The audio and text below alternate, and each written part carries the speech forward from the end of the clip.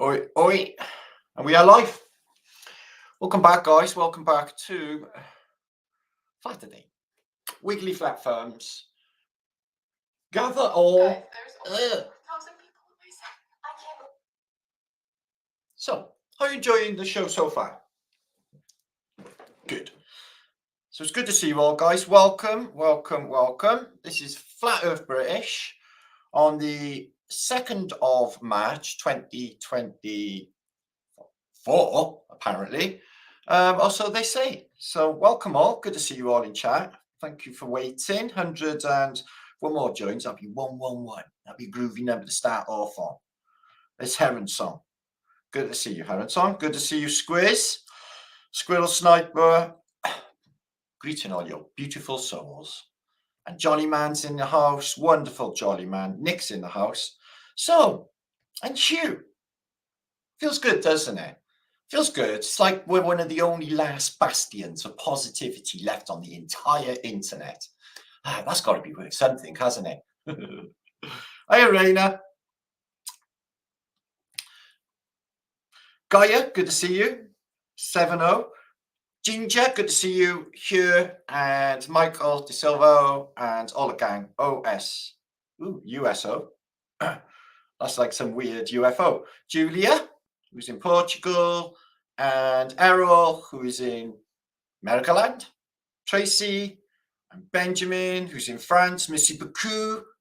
See up, fluent in French as well, part-time. There's Nora, my friend, who's in Ireland. And Leo and EU and Gumnut. And Jolly Man. So, are you in the mood for getting your mind blown, having a good time? Oh, this Heron Song. Thank you so much. It's really super kind. Thank you. Okay. Lisa Lee. All bringing the love and the high vibration. That's a good thing to see, especially in these weird-ass days.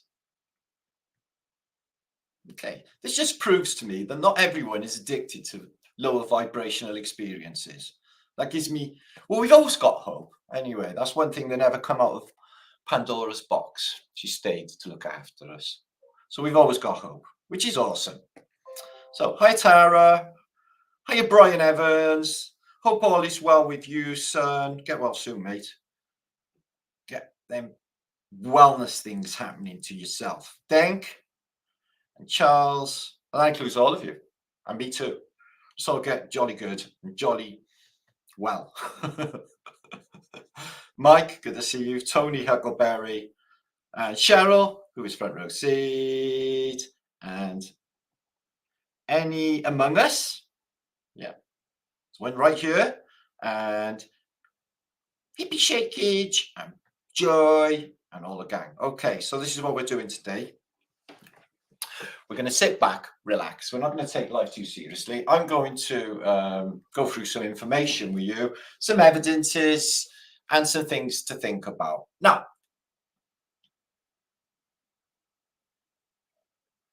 that's super kind, whoever did that. Kim. Man, that is so kind. You don't know what that means at this point in time. Believe me when I say that. Kim, you're a darling. Thank you so much, babe. It's amazing. Bob Sykes. Hiya! That's traditional. Okay, he's our Hong Kong Fooey #1 super guy. Quicker than the human eye. Virginia, good to see you. And New Normal. Yeah, that went down like a shitstorm, didn't it? Might never happen, like everything. Jack of all trades. It's all on the internet, isn't it? It's all on telly. In the real world, none of this actually ever happens. Like wars and everything else. Yeah, thanks, Kim. Thanks, Nora. Thank you, Kim. Alvidas is in the house. What's happening, my bro? Angela Baby Carson. What's happening, Flat Sis? Hope sucks because it is. Oh, hang on. Let's address that because that might be philosophically relevant. I'm getting somewhere. Hope sucks because it is all in the future and we are in the now. Yeah, but by us designating our future path in the now is why it will unfold, because of the way, reality is and consciousness. Many times I've seen things in my dream state which have become actuality in real life, like your dreams do become reality, but further down the line. It takes a while, it takes actually experience, but later on, things, that you mentally perceive do come into fruition. It's almost like manifestation, but it's not really. It's something else going on, I think. I think all is mind and all is us. Anyway, so Lisa, good to see you. Karen Reeves. Okay. Strange times on the internet, but I've seen weirder times. Okay, so what we're going to talk about is this. Now, you are aware that I post about American architecture, which I sometimes claim to be and say is Tatarian architecture. Now, is it? Some of it looks quite Moorish, some of it looks very Tatarian, and you've got the classical buildings in the centre of American cities, like the Phoenician buildings. So what I'm going to offer you is evidences in literature and some famous people in history, some contemporaries, namely Thomas Jefferson. He shows up a few times in this post, who he said the Native American Indians. Now, I found out in my comments earlier that there's actually a distinction between American Indians and Native American Indians. Now, Native American Indians, meaning they were born locally. Yeah, well, we can stick with that. They were born locally because they were descendants of Tartars. We're going to have a look at some photographic records of Native Americans. They're not all the same in all the areas. I noticed there are some changes in the faces, especially as you go further north, the Crow and that, they get a bit more Mongolian looking, if you like. But the people of the West Coast, New Mexico, Arizona, etc., the Indians and the Cherokee are sort of being cited as being Tartars or Turks. And they do look like Turks. We're going to have a look at Indians in a minute. And they do look like Turks. So is it very possible that this is what happened, is that the Native American Indians were the original inhabitants of these large antiquitech buildings all over North America, and then the mud floods happened, and then a Phoenician sort of takeover. Maybe they come out of the Star Forts. Anyway, that's where the Indians say, or the Hopi Indians say, that the white man arrived from. But maybe they came from the Star Forts and the seas and reoccupied post-mud flood, dug it all out. The Indians ended up on the plains, having a seriously nomadic life. But there is evidence, with the Anasazi, etc., that the Indians were building stone structures, not just living in teepees. Although teepees are an amazing technology, they create a vortex inside, very invigorating. That's the way to go. Anyway, after all that, we're going to talk about animal magnetism. This is something I know a little bit about. We're going to talk about mesmerizing, and Mesmer, and specifically the Mesmer machine. Now, the Mesmer machine is a tank that is electrified with a ribbon around it, copper ribbon, that healed people, aroused women in a specific way, sexually, apparently. But apparently, again, Thomas Jefferson thought it was all a bit of a money maker and had it banned. But there's enough evidence, but not if you Wikipedia it, but there's enough evidence that these magnets were healing people in the past. And that is definitely a thing, guys. Magnets can heal you, and it can structure and magnetize your water. And you are mostly made of water. So later on, we're going to look at some vintage photos. Mind-blowing, these guys. Roman city gates, but they're really early, like 1864 to 1877, and they literally look like Piranesi's artwork. I mean, these are mud-flooded, shattered portals into the city of Rome. We'll look at them a bit later on. We're going to look at Lisbon, hopefully Algeria as well. They're mind-blowing. All of that, especially you could attribute it to the Carthaginian Empire, but classical architecture all over North Africa, which we've looked at in the past on old African maps when the whole of the Sahara Desert is covered in monuments, etc. We're going to look at Memphis Pyramids Expo in 1879 briefly. We're going to think about dragons and plasma resets. All of the posts I've done this week, there's been loads of meetups action happening. It was picking up. We've got some meetups coming soon this summer. So I had a meetup this week. I did the Flat Earth Social in Bournemouth. You may have found that on my channel. One of my favourite ever actually public presentations, and it was recorded, so I'm really pleased about that. Usually never happens. They usually record it and run away. So there's going to be more. I'm going to be in Truth Juice. I've done that twice before. You know that gig. I'm in Birmingham. I'm there in first part of May, in early May. I've been invited to some sort of festival that's happening this summer for truthers. So I'll give you more information on that in the past and all the other stuff happening. But in 2 weeks' time, we're having a gig like the one I went to this week in Bournemouth, but we're having it in Cardiff, where I live here, in my local pub. You may find the links in the descriptions box. Sure it is there. I'll just put it in the descriptions now for you. And you can come and join the party. We're going to have a karaoke. We're going to sing a song for you. Been practicing. Well, we'll be practiced a couple of times. So we can do that for YouTube. They're going to like that on YouTube. Martin singing. Okay, so that's going to be funky. London McLovin in chat. What's happening, my brother? Okay, let's have a look at what you're all saying.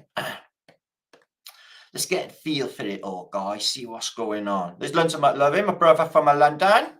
Many times recently, they've asked Kay saying, and shall say hi to lovely Robin, who's my spa over in America land, Tara, and Autumn Joy. Autumn Joy sounds like the name of a really good song. One of my favorite songs is Harvest Moon by Neil Young. Just like a tear. It just makes me go off all slushy. Don't know what it is. I feel like crying now just thinking about it. Stop that, Martin. Anyway, TW, good to see you, my bro. Oi. So yeah, we're having a good time. Fuck them. Fuck them, we're having a good time. They don't really want that, so we're going to have them. So yeah, and we're going to have images of the day. There'll be a few humorous little ditties in there, and whatever I can get to for the time that I can get through, okay? On Black Day. I'm a bit tired. So, let's charge myself up. Okay. Lee 3, good to see you, my friend. Good to see you in the house. Amy Lane, I said that. Hoot, hoot. Okay. 293 of you just shit out of nowhere. Absolutely fantastic. Make sure to share this out on a Flaterday. It'd be really good. And we'll keep the language down to a minimum and make it more shareable. And it brings people over to a more positive and loving environment, is what I find. Where we can learn together and act as reasonable adults, you know, on the internet. That would be groovy. So, McLovin, Glenn's in the house, my bro. Good to see you again, Glenn. We've been, bro. I'm back from outer space. I just walked in to find you there. I'll look upon your face. Mataria, that's hilarious. Yeah, I know. Okay, that's in Texas. Rihanna in Texas. Good to see you. Yeehaw in Texas land. Annette, good to see you. Okay, we're moving on. I'm going to do some presenting.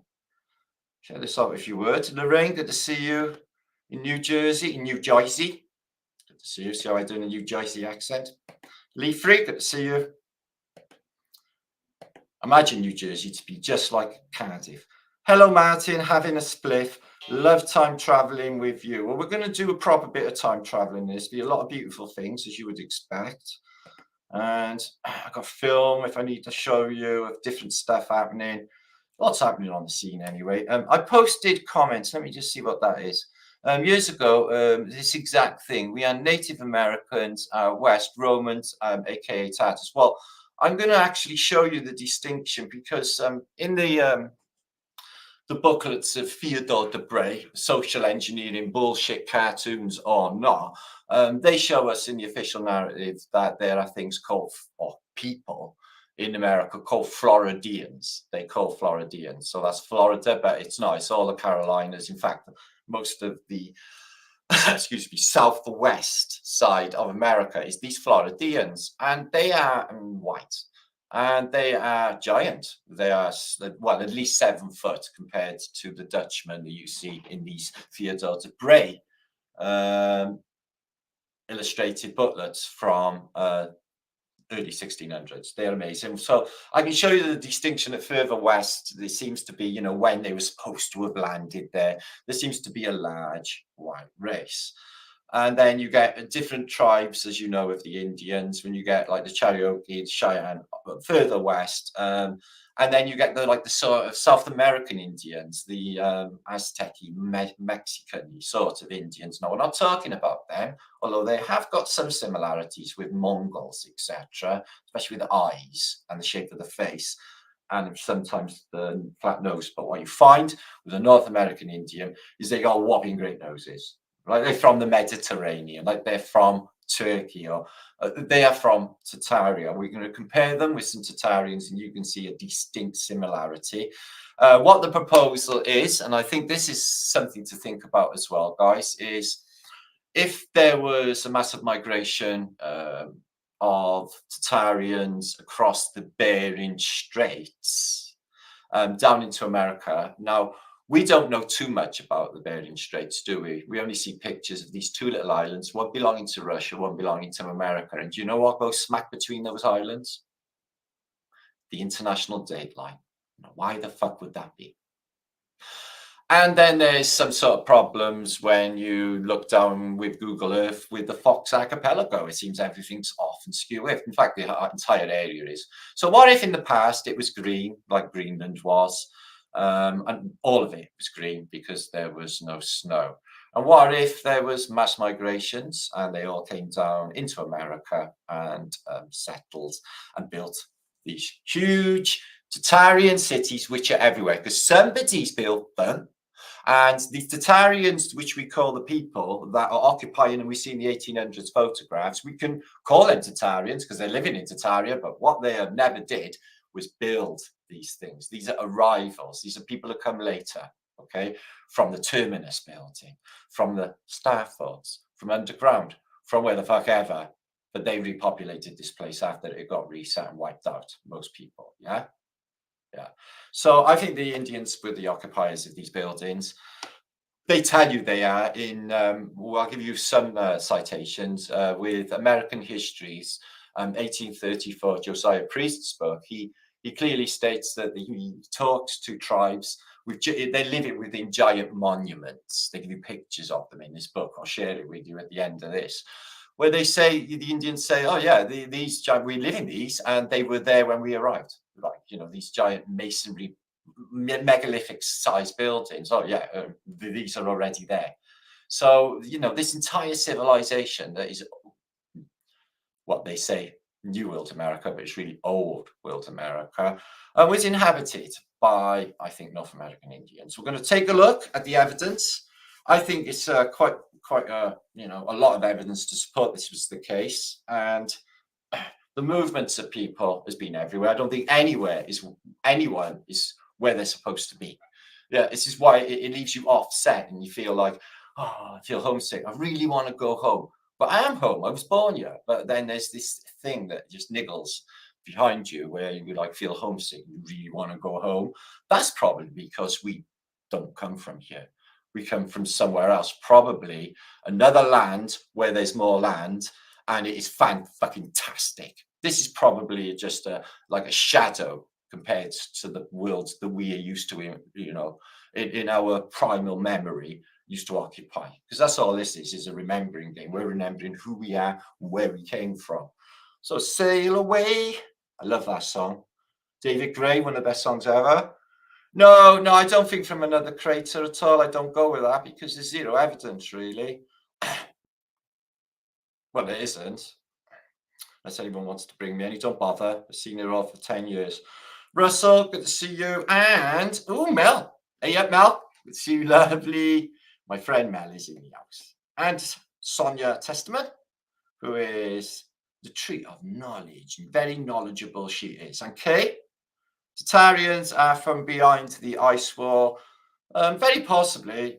Or maybe even the Hyperborean. Okay, let's get stuck in. Let's have a look.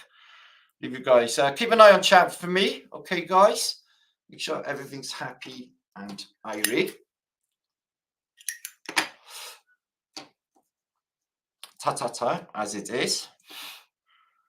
And we live in the now. Grotto says, good to see you, my bro. Okay, let's get stuck in. And Free Jeff, good to see you there. I did see you there. Some Trumpy thing. Little Wingage. Eric Eaton. And Alva Billy, in case I haven't mentioned my brother. Awesome to see you. Okay, let's get stuck into the to the usage. First, we're going to look at some images of, excuse me, North American Indians. And we're going to compare them to Turks. Turks and Tartars from further east. And we're going to see what we think. And I'm going to show you lots of examples in literature and photography to support this hypothesis that Tatarians occupied America. Okay, who's who? Tatarian Indians. Now, this guy is from, these photos are from the 1800s, late 1800s, 1900s mark. He looks really Mediterranean to me. He looks more from maybe, I don't know, Lebanon. But he definitely has got that nose with the, if you look there, the straight nose, without the indentation like that I've got. And most Caucasian people got this indentation. He hasn't got that indentation. But what you find with a lot of the North American Indians, they're not exactly what you think, you know, with red skin. A lot of them have got really, really white features. So these are Tatarian women. You know, they've got similar, you know, they have teepees, etc. in Tataria, and they live on plains, or they're cited to live on plains as well, as the North American Indians. So it would have been a similar sort of lifestyle. She's got curious black things on the end of her fingers. Let's have a look at that. So these are Tatarian women, not like your North American ladies, but we're looking at facial features, remembering they're the descendants. I'm not sure, she may have a spot of frostbite or something there, guys. Her fingers are black. Maybe it's the industry she's in. Maybe she does a bit of dyeing. But they're from the Crimean and they are Tatarian ladies. Now, I can show you the album for this shortly. This is in Tucson, Arizona, Cheyenne Indian. And let's have a look at him. He's got long hair and he's got that long nose again, just like, excuse me, just like a Turk. And they got this sort of wide face. They're not similar to, say, Mexican Indians at all. These ones are really different looking. These Tatarian ladies from Tataria, Mongolia. But the interesting thing about these is the headwear is double toruses, and the double torus is landing on the crown chakra. This is clothing science. I don't know why they got shoes on their arms. They walk on all fours maybe, but they have got clogs on, like the Dutch people wear, which is interesting. So similar faces you're going to see on the American Indians shortly. And these are Tatarian ladies. They got coins for tech, all these little silver, pure silver coins on their heads. It's all a technology. They're going to be very, very feeling good and feeling very wisdomy indeed. They got lovely stuff, mind you, the Tatarians. That is a Tatarian headdress where she's gone completely nuts with the coinage. But she's probably protecting herself from access EM effects of the past. Coins would do that. And here's an indigenous man who's got a happy hat on. I was onto happy hats earlier. I definitely think happy hats are a thing, guys. No, it doesn't look that scary. Right? Well, maybe. Happy hats, you know, they interact with the ether, the F ether. Sure, he's got feathers on the end, unless that's its dreadlocks. But he's got little beads on him. This is also sort of technology. It actually looks like circuitry following the human body. That is a bioorganic robot. So there's Tatarians living out on the steppe, as you can see. They too have teepees, just the same as the North American Indians. Now, if the North American Indians are out on the plains, they're going to only have certain, you know, materials to build teepees or wigwams with. You can see they got trees and hills here, but where they are not in the plains of North America, there might be decided lack of trees So I'm guessing that they built them with animal skins and whatever wood was available to them, which is why they're like they are. But again, it's that vortex technology. Turkish men have the same nose, even the same tanning as you see with North American Indians. And I've shown so many examples of this Moorish flavor to the architecture. It's incredible. This guy, this Turk, looks just like that Cheyenne Indian. He's got the same long nose. He's got the same, lack of indentation on the bridge of the nose. And they all wear these fezzes, don't they? So because they are treated with mercury. There's a specific time-honored tradition with making fezzes. I watched a really interesting YouTube on making fezzes, and they've been using the same templates for like ever. And yeah, they're treated with mercury, so there's some sort of technology included. It's maybe why the Freemasons got a thing about fezzes. And these are not Turks, these are Welsh women. Now, I've shown evidences years ago through other literature where Patagonian Indians in the far tip of South America were Welsh speaking, but also in North America, in the Americas, there were tribes of fluently Welsh speaking, what they call Native Americans. Also, I've heard of German speaking Native Americans as well. Yeah, Russell, Patrick, a Turkish hats. These are Welsh ladies from where I come in Wales. And these are traditional Welsh hats. They look very much like a top hat or maybe a witch's hat without the tip on it. And there's similarities. The Welsh people these look a bit dudey, actually. It's like a dude and a dude, but I'm not sure if it's all that going on back then. It might be. Anyway, but it doesn't matter. The point is Welsh people are really dark looking. And I've been, if I'd have had a tenner for every time somebody said to me, Martin, you look like a red Indian, I'd be rich. Because loads have said it to me. I literally look like Chief Red Indian in the summer, guys. I really do. So here they are, the little Welsh people where I come from. They definitely, there are, St. Maddox, he took apparently shiploads early on in prehistory that settled in Americas, in official citations anyway. But I think they went there and were more widespread with the Welsh. Here they are, little tiny hobbit people, okay? But they're lovely enough, and they make beautiful food in Wales, and they're very, very friendly. And here are some more Welsh people, I mean Indian people, and they're out in North America. Similarities I see with the Tatarian clothing. I've even witnessed tartan on North American Indians, and the Scottish wear tartan as well, don't they? Tatar. But I see similarities and foldovers. I can see how this would pass down with a lesser technology, especially with the jewelry, where you would be disconnected from the original Tartarian descendants of superior high technology, and like they always do, hark back to it. You see a lot of examples in African culture to this, and this man looks to be from a bit further south. He seems to be more Mexican Indian. And he's got the FE first. This is a technology, probably all of this, and definitely the silver belt and the bells. Or the bells are definitely a tech. And he makes a bell sound as he's going. Probably keeps panthers away or what have you. Lovely moccasins. Probably can't even hear him walking. Clothing technology. Amazing. And healing, using eagle feathers and balms and scents and certain properties found in the wilderness will keep you completely healthy. This is what they were practicing in Tartaria, and this is what the North American Indians were also practicing.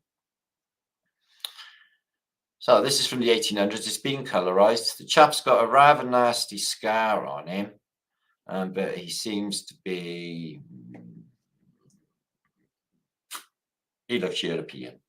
He looks really European. I wouldn't say so much Turkish, although he has got that long nose again without the indentation, but he's got all of the clothing tech on, the bells, the feathers to interact with the ether, the long hair, the tourist hair. You can see how the hair is bundled into a torus. Now, ladies get up in the morning and they fix their hair differently, don't they? And I think that the hair exhibits their magnetic field for that day. So if they're highly charged and highly invigorated, they might exhibit in some loops on their hair or buns or something. You know, people exhibit their magnetic fields, their torus fields, when they're doing their hair. And as you can see, this is plaited. It's got some animal skin bits underneath, but them eyes, they look so European, so European. This guy, he looks like Sid Farmer from Wigan. He looks like somebody I actually know in Britain. He's got that wide face. He looks like he's a coal miner from up north, but actually, no, he's a North American Indian, apparently. But he does look very, very European to me. Excuse me. Let's have a look at some more. So this guy's really interesting looking chap. Again, with the plaiting of the hair or the vortex or the, you know, adhering to the torus. But he's got that same long nose as the Turkishman. He's got that same, you know, that bone structure that you see with the Turks, and very similar color skin as well, and the hair. And the hair is very Turkish too, very Mediterranean. Here is Turkish Tatarian family, and if you can see this guy here, maybe not that one, but this guy here could easily pass a red Indian with different clothes on. Also this guy here. And you do see so many examples of Indians that look literally white. I'll show you now. So here's some Turkish men, change their clothes, change their culture. And I think they'd be closer to North American Indians. Now, there's evidence in this book. I will share this to you following the show. This is American Antiquities that I've read literally half a dozen times, but it's so jam-packed with clues. And one of the clues that it actually gives you here is by here. There remains not a doubt that the Mongol Tartars found their way from China to the west of America in shipping. And the voyage is not so great as to render it as impossible, as the French vessel in the year 1721 sailed from China. So they're saying that they could have easily got there in 55 days. And interestingly, in the same paragraph as the Tartars, you got the Phoenicians. The Phoenician letters were known amongst the Mongol nations. If therefore they found their way to South America, were they once an account for Phoenician characters found in the caverns and cut into the rock of that country? So we have the Phoenicians doing rock carvings. We have Phoenicians, which I've shown on this channel, guys, you know, stones with Phoenician markings in North America, which they might attribute to Vikings or what have you, but Phoenician they are. And I've shown you this many times on books in the past. So American Antiquities book from 1834, he's definitely in school of thought that the Tatarians occupied America early on. Also, this book was released, the Cherokee Indians have sort of been proved to have deep ancestry with Turkic people, American Indians and Turkic people. But it goes on to say that the, the Cherokee, Thomas Jefferson thought American Indians were Turks and Tartars coming across the Bering Straits Sea, from Asia, while his contemporary John Filson believed them to be Phoenicians. Now, isn't that super fucking interesting? Of all of the cultures and all of the peoples, who do we always talk about? It's the Tatarians and the Phoenicians. And here we are with some guy thinking, oh no, it's the Phoenicians, oh no, it's the Tatarians. Isn't that mind-blowing? So there's a book here by whoever this guy is, but he goes into DNA. I don't want to go into sciences about things like that because I don't think any of that can actually be proved. Not really. But this is evidence in this book and other evidence that the Tatarians definitely, I think, occupied America. So let me get that off. Excuse me. Exit full screen. I'll share these links with you following the show. Now, let's have a look at these pictures. These are of the American West, 1800, and they are of Texas, Arizona, and New Mexico, etc. And they show you the architecture that are in these places, late 1800s, and you're going to recognize some styles of architecture and say, hey, what's that doing there? Okay, So these are Pueblo Indians. They got some photographs of, this is supposed to be the City Hall in Austin, before it was the City Hall in Austin, when everything outside is just dirt and fields and no people really going on. And apparently it was destroyed in a fire, because that always happens. They surrounded it by fence. There's no buildings or any city around. And then, I don't know, it got rebuilt to the thing we see today.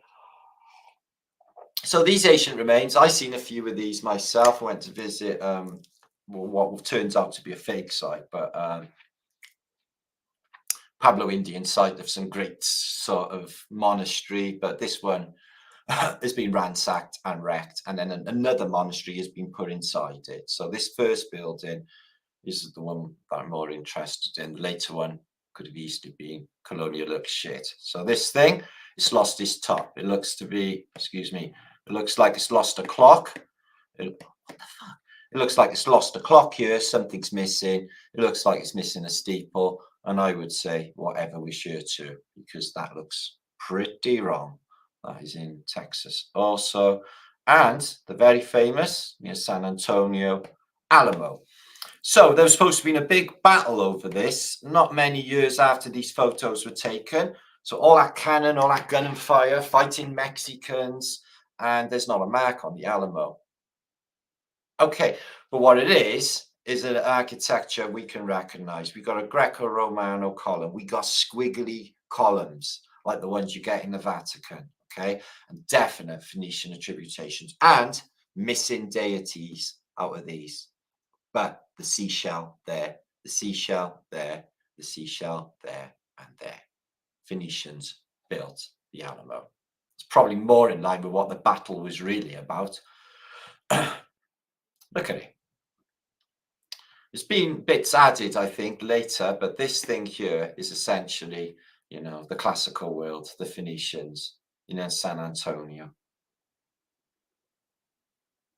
With the evidence of its builders removed from the reliefs. So no bells in there, it doesn't look like in this little missionary, but what it has got is what it really was in the past. You can see a little tower there and this hole here, which would give out sound in the past, and a resonation.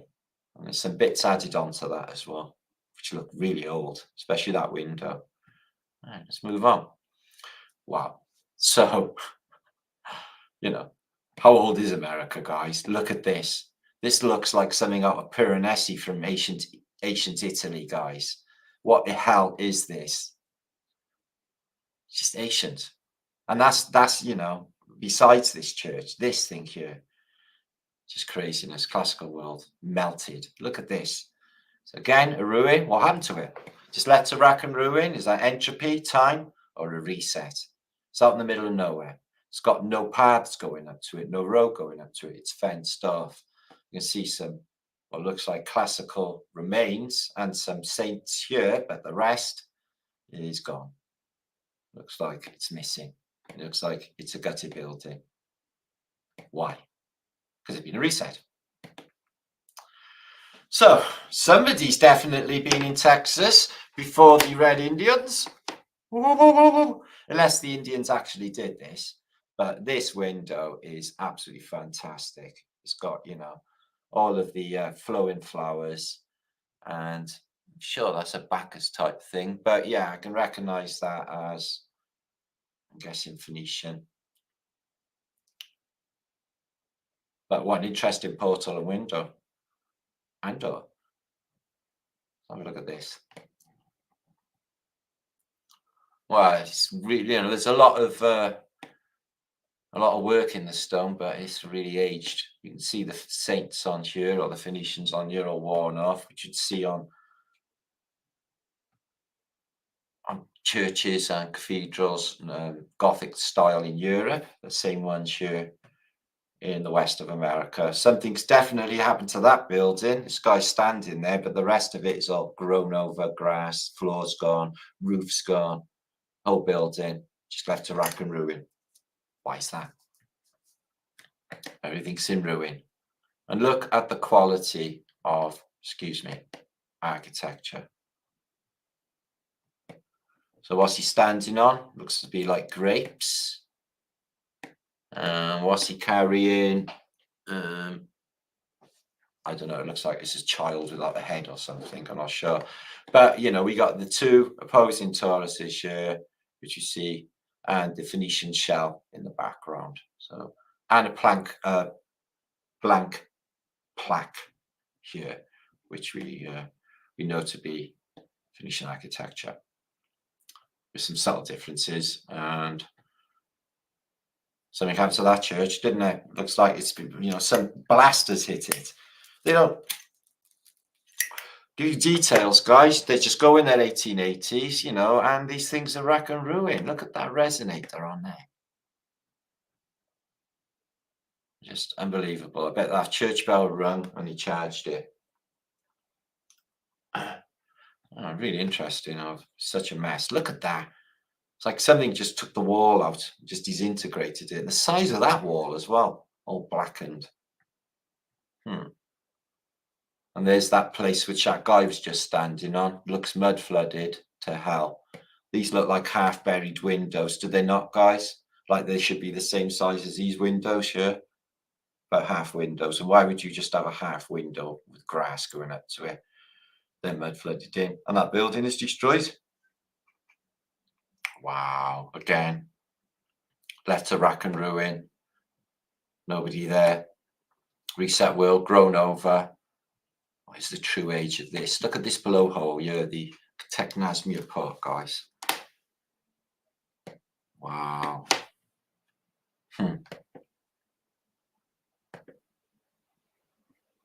Nothing left of this chapel.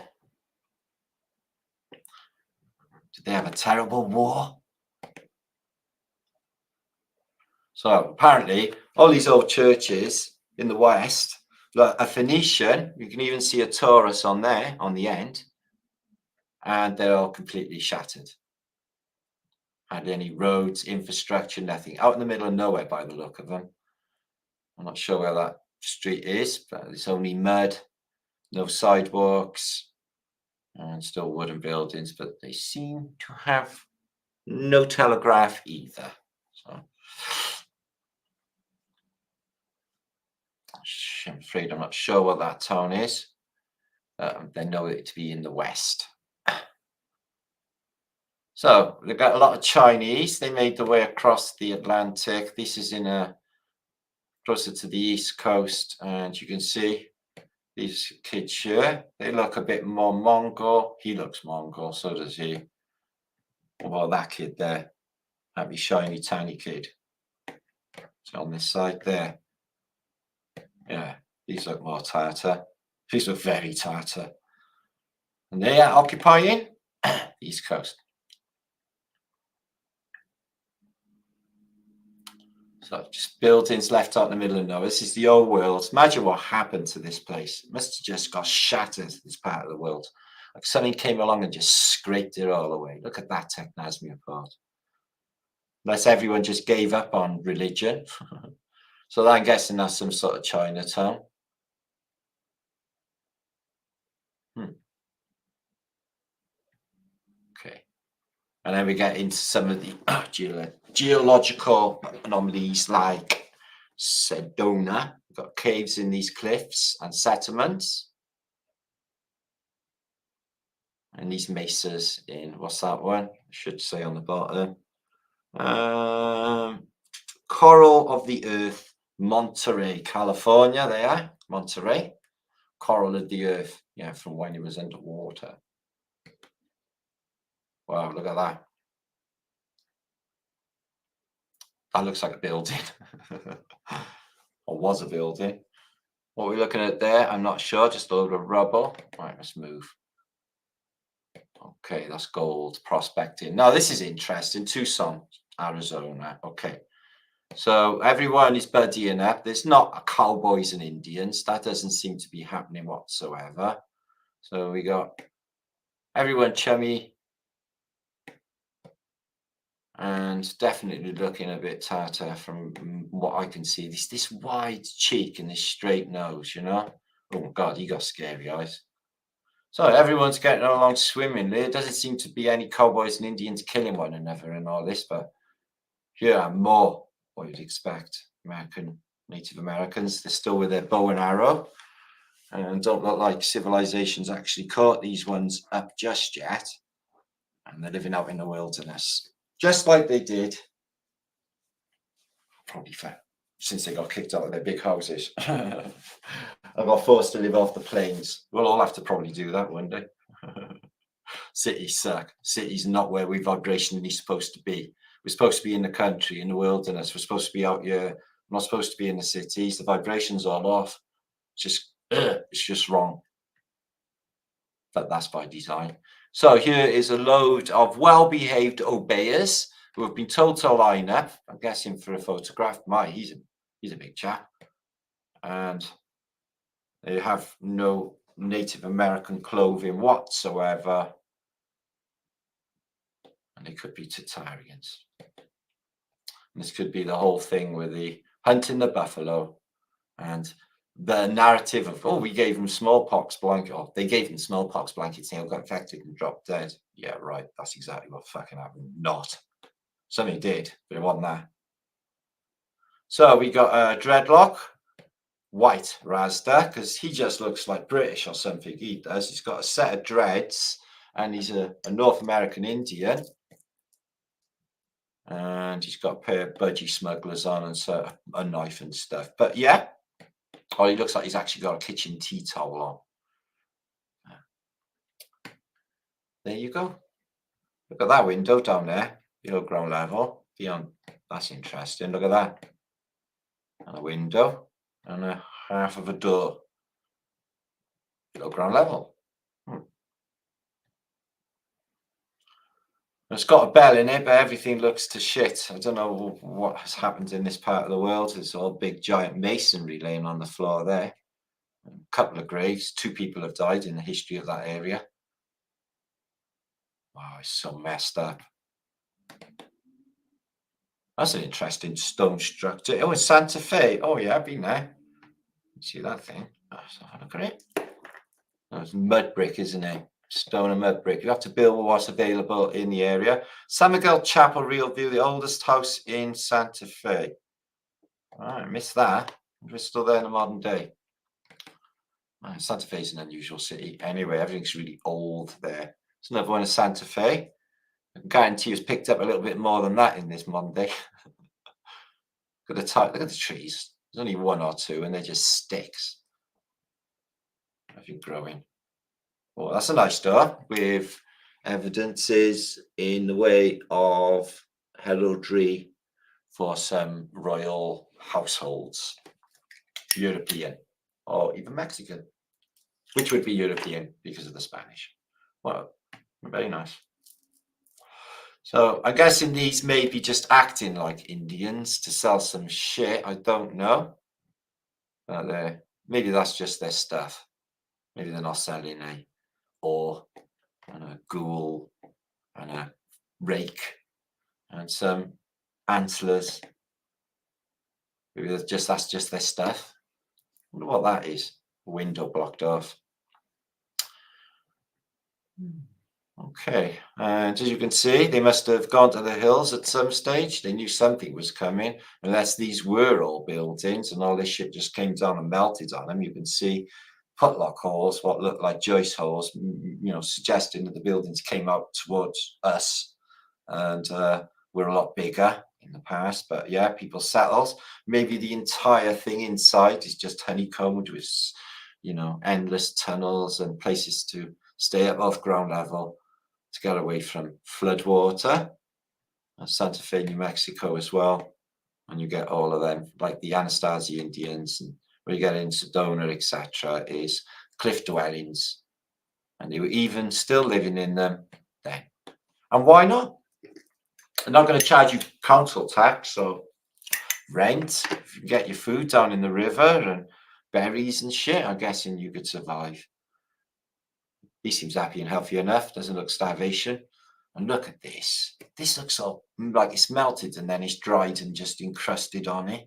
And, you know, like these are just bubbles that have exploded and caused a hole. And you've got all this settlement underneath. Wonder if that's just what buildings were like back then and they just all got melted in. But far from teepees, cliff dwellings.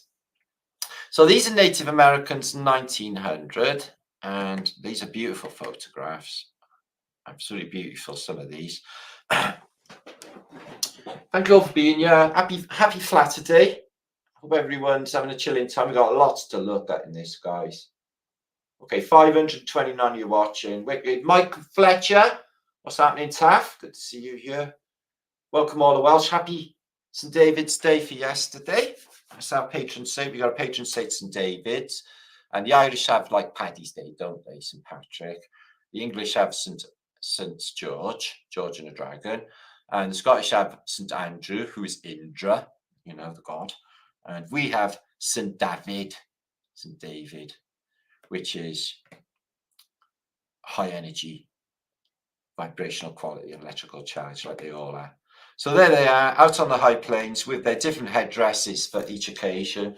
And these things here, they're like prayer flags, if you like, interacting with the ether, a specific charge doing a specific job. Can you imagine the level of consciousness these men are at compared to city folk of today?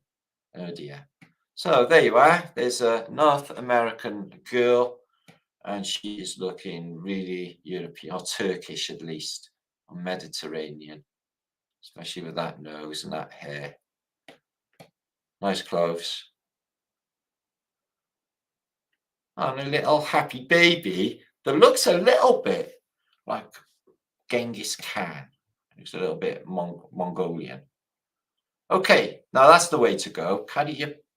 This is a tech anyway, isn't it? Basket on the head. She doesn't look happy in the one eye. She looks happy in the other eye. It looks like she's got a lot on her. Maybe she's all right. Maybe she's just moody. You know, teenage girls, they got right strap-ons, haven't they? So that's probably what that is. I didn't say strap-on. I said strap-on. Jesus. So here's a bit of juju of the Indians. They got an Indian mask. They put in that there. Got the all-seeing eye of Horus there. And another all-seeing eye. There's a little bit of Coaxi-cattle going on there, I feel. A bit Mesoamerican touch to it all. So that's to keep the evil things away. This guy, he's won an award. It's like a BAFTA or a Golden Globe or an Oscar of the Indian community. Check out his nose piercing. He doesn't look North American Indian, especially with the, you know, the hat that belongs on a Cossack in Russia. This is very Tatarian. Long hair. He's been out in the wilderness, so he's got a bit of a weathered face. You're going to get that. But yeah, man, them eyes. He's definitely got a bit of the... It's got a touch of the Tatarians going on there. I'm not sure what that thing is, though. See if it shows anything. Something on it. Maybe it's just his like flashy spade shovel thing that he's made. No, it doesn't look like. There's a box there. Oh, I'd love to know what that is. I'm super intrigued with that. Right. And she looks exactly like a Welsh woman, or maybe even a Chinese woman with that hat on. It's like a coolie hat. And she's getting some shrimpage out of the river. She looks nothing like a North American Indian we know of. There's a couple of girls. They're doing some foraging. They know what to get because they've been taught what's good, what's not. It looks like what are they picking? Well, they got loads of good stuff there, herbs and stuff, medicines and stuff that's good for your soul and your mind. They don't look too happy. It's because they don't know about these cameras. They're like, will they steal our soul? Oh my God, that don't look too good. So she's beautiful. And she definitely looks maybe Indian from Bengal or something like that, rather than a North American Indian. Although there is similarities that they're Indians and they're Indians. Maybe there's something in that, because they all are. What about this one? It's quite intense, this one, isn't it? Looks nothing like a North American Indian. Looks like maybe Polish. I don't know. European at least. It's got blonde hair. Got blonde hair and very European features.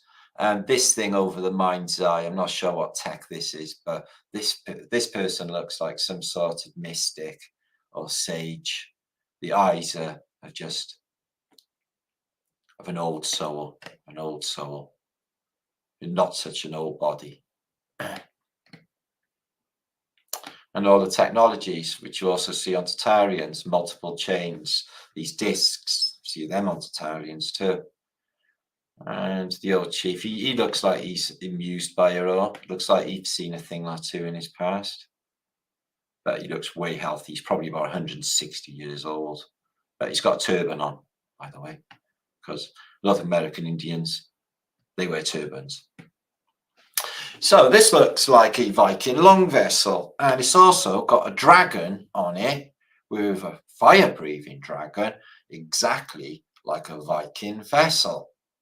How can that be? If it's North American Indians, they got a giant person or giant bird person dressed for some reason, so they can go wah!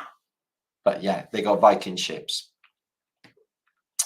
which is interesting, and they land the Viking ships.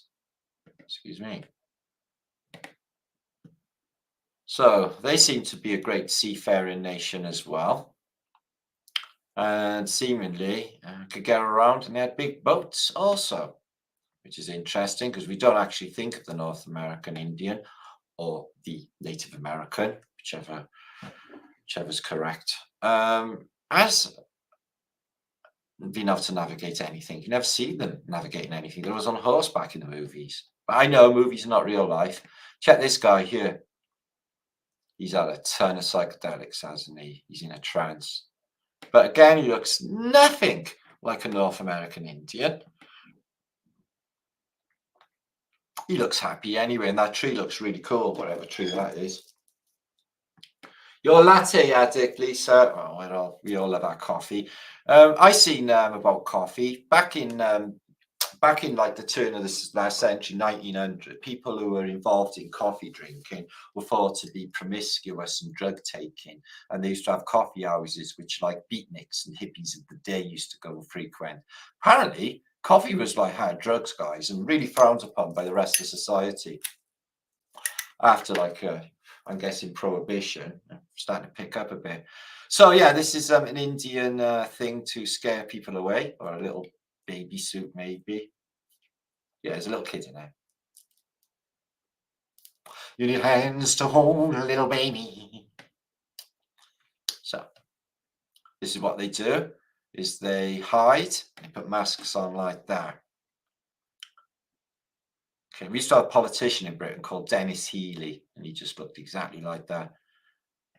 Looks like he's been dragged through a hedge backwards. Look at the state of his hair. Looked like mine this morning. So very modern sort of vest thing he got on, bought in a supermarket. And also they dress as bears, so they can go fighting bears or hugging bears. I don't think they actually do fighting bears. I don't think bears attack. I think they hug you. I think you can tickle their belly and kiss them, and I think it's all good. Yeah, I think it is. I seen a wolf and a bear on a video this morning running around happy with one another. So yeah, they are. These got some totem poles, okay, with holes in, so you stick your face through for photographs. Let's have a look at these fun Indians. Okay, what the sort of things are they up to? Well, it looks a bit Phoenician to me. It's got a little bit of there's no American feel to it. Look at this guy with a mask. That's very, very Chinese, that one. We've got mythical creatures. And it seems to be maybe some sort of play or a dance ritual at least. And there is these toucans, or these birds, or people birds. Interesting. And that's how we used to walk around. Look at his hat, though. You know, it's not very Indian, is it? He's got an egg in his hand. Looks like he's got a gold ring on his little finger, which is interesting as well. He's got a gold ring on. And some sort of leather flat cap thing. really unusual. They didn't want for much. The wilderness supplied everything you need. Oh, there's an old pair of wise eyes. Look at that guy. Oh yeah, he's got some love in his eyes.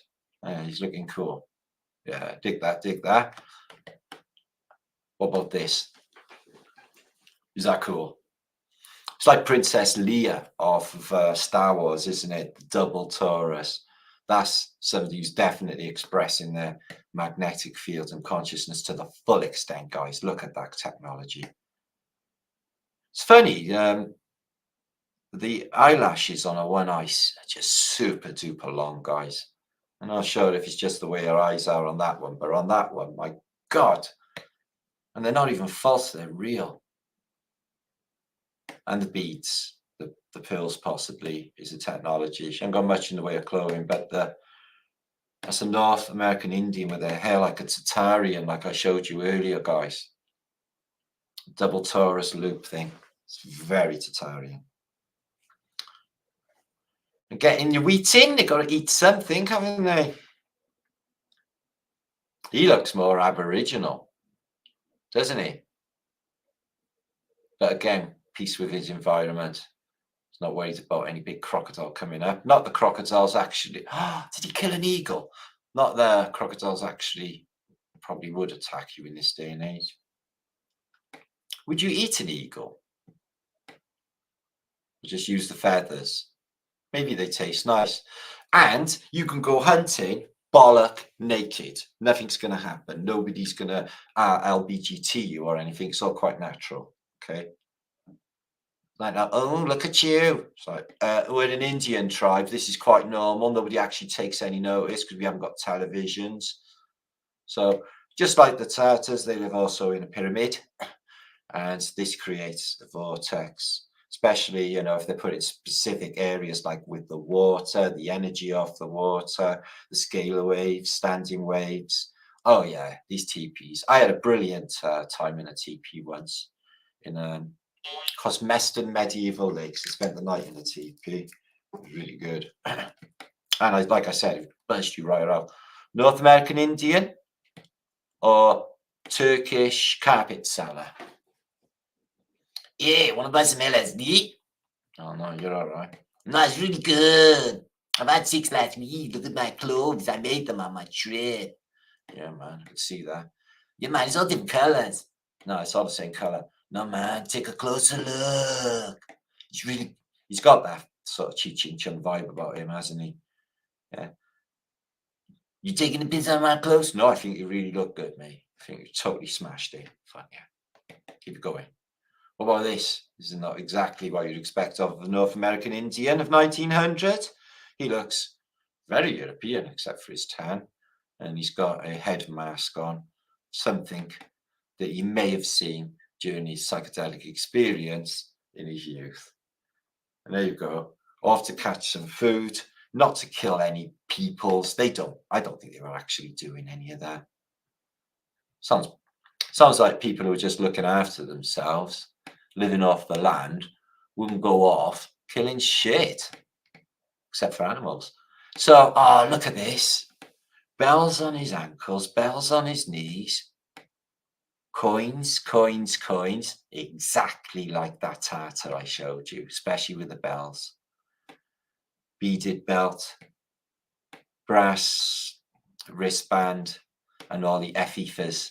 My God, you must feel fucking-tastic. The clothes they give us today. Have you noticed, though, guys, with, you know, clothes is such a good technology. I noticed when I was younger that I can't wear like polyester or anything. I can't have it against my skin. I got to have like cotton and or wool, cotton though. And I remember when I was young and I used to like, you know, I was going on a Friday night and I used to have a bath and then I used to put all my nice, clean, fresh, or sometimes new clothes on. And I used to feel fantastic. Man, yeah, you feel really, really good in your new shiny clothes because of the material. It's a tech. Check this, Indian. I'm guessing he's from a more obscure tribe. He definitely's got the physique of more of a white person. Long arms though. But again, oh, excuse me, the Tatarian, the disc belt, this belt here, the jewel, and this cross plate here, which finishes up on the solar plexus, which I'm guessing would offer some sort of enhancement to the magnetic field if the inertia plane goes through the solar plexus here. It's coincidentally got the X right on there. You see that on a lot of clothing. Maybe there was something going on with women's bras. Maybe I'm overthinking this, but the cross your heart bra, and then it crosses just in between their boobs on their breastplate, and they all moan like shit, and they're always flicking them, and they're never comfortable. I've noticed this observation. Not that I'm looking that closely, but maybe you should just discard all your bras. Maybe you should just get rid of them. Maybe it's just a psyop and it's bad for you. Yeah, just do it. Nobody's going to look. Lots of men got tits in this day and age. Yeah. Oh, look at that. What did they do to me? What did they do? I know, mate. This realm's so fucked, isn't it? Yeah, man. So what's she saying? Oh, wise lady, oh, oracle. I'd like to give her a big fat kiss on her face. She looks lovely, wouldn't you? She's so wise and so lovely. And she's got the Tatarian coins, exactly the same as the Tartars. Don't you know? Oh, look at him with the fuzzy hair. He's like he's in the Air Bear bunch. You know, Wonderland do the things that we do. He's got gold earring as well. Coincidentally, is his favourite band. Out on the plane.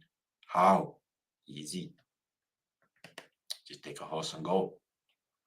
So yeah, he looks very Mediterranean-y to me. Again, look at that. So not North American Indian to me. She looks even Italian. It's really beautiful. Gold loop earrings and the Tartars, just like Princess Leia. I think that film was telling us something about this Taurus hairdo, guys. It's amazing though to me that people, do this instinctively and they don't even know what they're doing with the inner technologies of charging us up. God, she looks European, tanned, more Eastern European, maybe more.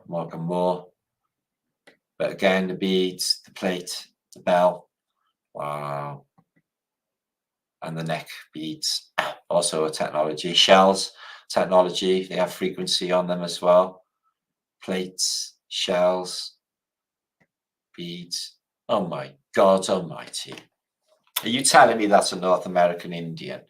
Because she looks more Turkish than a Turkish person. She really, really fucking does. She looks like that Turkish princess that nearly married 50 men. See the picture of her? Look at him. Huh? Fabio. Isn't he chic? I mean, Sheikh. Fabio of the North American Indians. Cool, isn't it? But he's got a cravat on, like Noel Coward. Probably because he reads poetry or something very unexpected. Would you like me to read you some Keats? What? How? How? Indeed. What's her eyes telling you?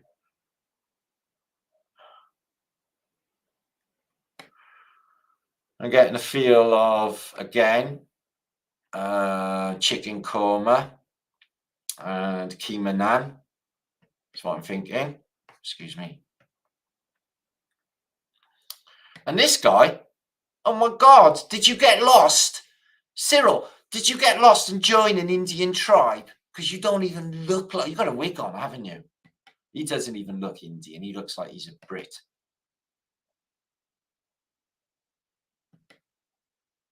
That kid looks like maybe Greek.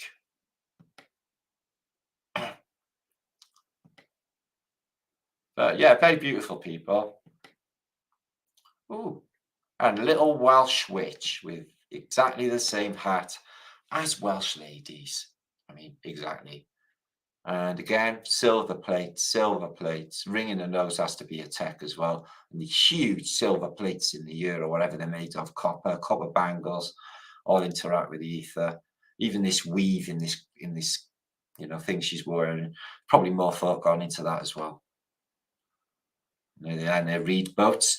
Also, in North American Indians have been known to go in these small, round coracle boats that are common to British Isles, especially Wales. We have coracles, little round boats. North American Indians also are known to sail in coracles. So I'm sure these may be shells and beads, which is a tech. It's not just for beautification, guys. This is a technology. Even the earrings, I believe. But he's got bird feathers on his head, probably because it's something to do with his name, maybe, or it helps him. Like it helps her. No, tell me this is not a tech.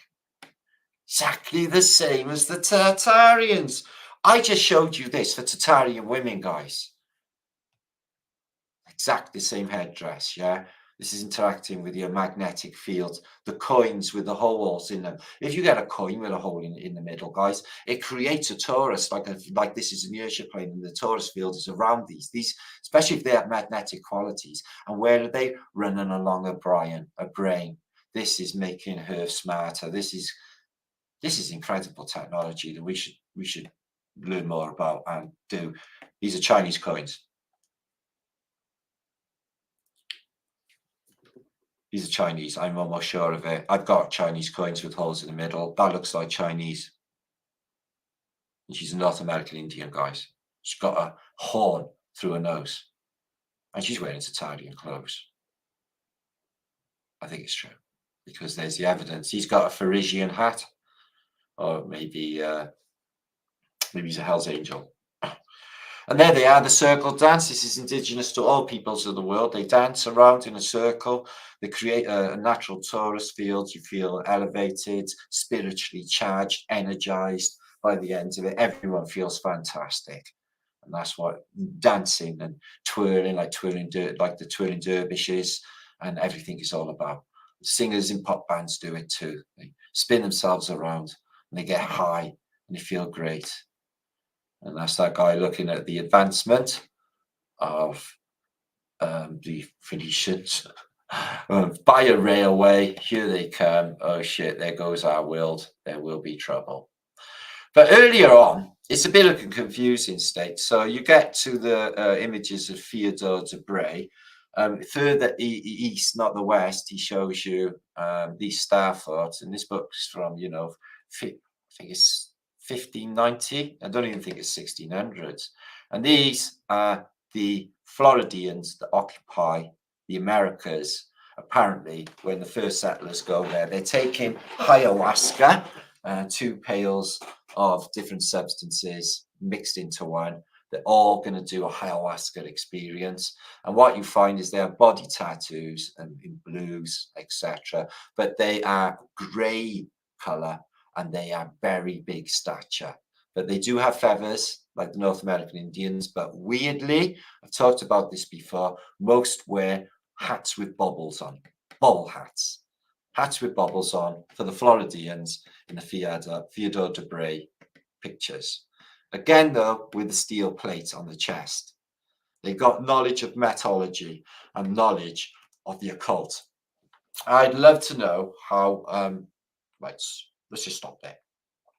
How is it that white, bubble-hatted, silver-plated, they've got knowledge of metallurgy, okay, occupy the Americas when the Dutch come to this area, and they have already knowledge of Solomon sigils from the Far East? So how can they know about Solomon sigils, witchcraft, divination, and all of these necromancing things attributed to these circular sigil things that are witchcraft? How could they know? It's a very European thing. Because I think these white people, large by stature, who have a bit of a war going on, but look at the size of them. It's just huge compared to the people who are taking them on. But there's some sort of parley, I noticed further on in the book. But again, look, they got feathers, okay, but they're huge. They are not brown. They are white in the faces, silver plates. Again, with these coins, and very similar to what they are 300 years after this point. We'll move on. So these bobble hats I find very curious, and this, cannibalism. They tell you that these people were chowing down on humans, and somebody lost a bobble hat, and they were little tiny budgie smugglers, and not much else. But they are definitely not North American Indians. They are large in stature, like this guy here, maybe the chief. He's at least a foot or two taller than this soldier, who's probably 6 foot. This is a really massive bloke, and he's white. And all of these people are white. The women that occupy Florida or the east of America are blonde women, and no Indians as such. So you can see long blonde hair, long brown hair on these men, carrying people on stretchers. Not really North American Indians. These are the women. It looks like they've been captured for a bit of slavery. Here's Phoenician, silver plates, tattoos, and all of the women are brunette and blonde hair. Why are all the women blonde hair and brunette when they arrive in the Americas? Because that's the population. At that stage in that part of the world, cannibals, physically bigger and blonde hair, blue-eyed looking, very, very Phoenician. They're smoking tobacco or pipes. They got ayahuasca. They're eating strange meat. So could be Theodore de Bray is just a psyop and just given to us for the fake narrative of what was going on in the Americas. They all seem a bit strange, these cartoons, I must be honest. You know, guys in as a deer to drink or fish. I mean, technologies. And these, now I want to talk about dragons later. Now, some dragons, or these giant crocodiles, they are absolutely massive, aren't they? They're like, you don't see them in the modern day this big. It takes 2, 4, 6 men with a large pike to put it to sleep, and all of these men to kill that one. Crocodiles, but monstrous crocodiles. You don't get them in the modern day. So giants. And here, if they're not Phoenicians, I'd eat my hat. Same with the kids hanging on, looking a bit mermaidy, blonde hair, food. What did she just find? The apples in the water, and these bobble hats and the earrings. Super, super unusual for the Americas. Thank you, Jamie Crane. I really do appreciate that. I appreciate anybody who does give me donations, because at this point in time, I've never needed it so much all my life. So I do appreciate anything. You guys do. So they have metallurgy. They're melting metal. So who taught them that? And silver, and they're making silver plates by the look of them. So silver metallurgy, unbelievable. And psychedelics, they're doing ayahuasca preparation, and they're all partaking. He's puking his ass up. He's puking his ass up. So is the nation coming through. They'll all be all right later, totally purged. What a fantastic time had by all. And that's just their natural process. Also, smash his head in with a hammer to please the chief. Did you enjoy that? Yeah, just smash his head in with a hammer. They all got bobble hats. I'm guessing the rest of their body's not cold. Their heads certainly aren't. They got bobble hats on. And here they are. The women of Florida, all blonde, not a red Indian or Native American in sight anywhere in these photographs or these pictures, excuse me. She just found a baby. She's crying. Anyway, It doesn't feel too civilized at this time for some reason. Strange practices, large beings, and the worship of a deer. Oh dear, they're worshipping icons, which is never a good sign when they start hitting the ground and worshipping shit. Yeah, they're worshipping 5G tower. They're trying to take it out. No, it's a game. They're putting balls into there. So they got some sort of sports day, Floridian sports day, and they're taking the king around on his float. Oh, it's a princess actually. She's blonde. These are all massive dudes, and here's all of the red Indian ladies who are actually blonde and brunette in the Middle Ages. Just after 100 years or so after apparently Columbus has stepped on there, or less. And the ruling class seem to be the biggest of all. These people on the stage are at least twice as big as these women doing a circle dance. All of these men here, all of these men, at least twice the size of the women in the circle dance. These are definitely women in the circle dance. We're dealing with giants. Giants who are white with bobble hats occupying the Americas. There. Again with the red cape, what is the chances? Do you like my red cape? It's giving me special abilities, you know. Like what? Well, I fly. Do you really? No. I hope to one day. Not the Floridians actually speak like that. Okay, let's come back and see what go on, because I haven't got a clue. I could actually be talking to myself. 560 of you watching. Awesome. Right. Well, it did look like one at first. Right, let's give you a few shouts. Who we got in the house? Dan Payne, good to see you. ZYX, so were all the cities of America under mud? I would think so, yeah.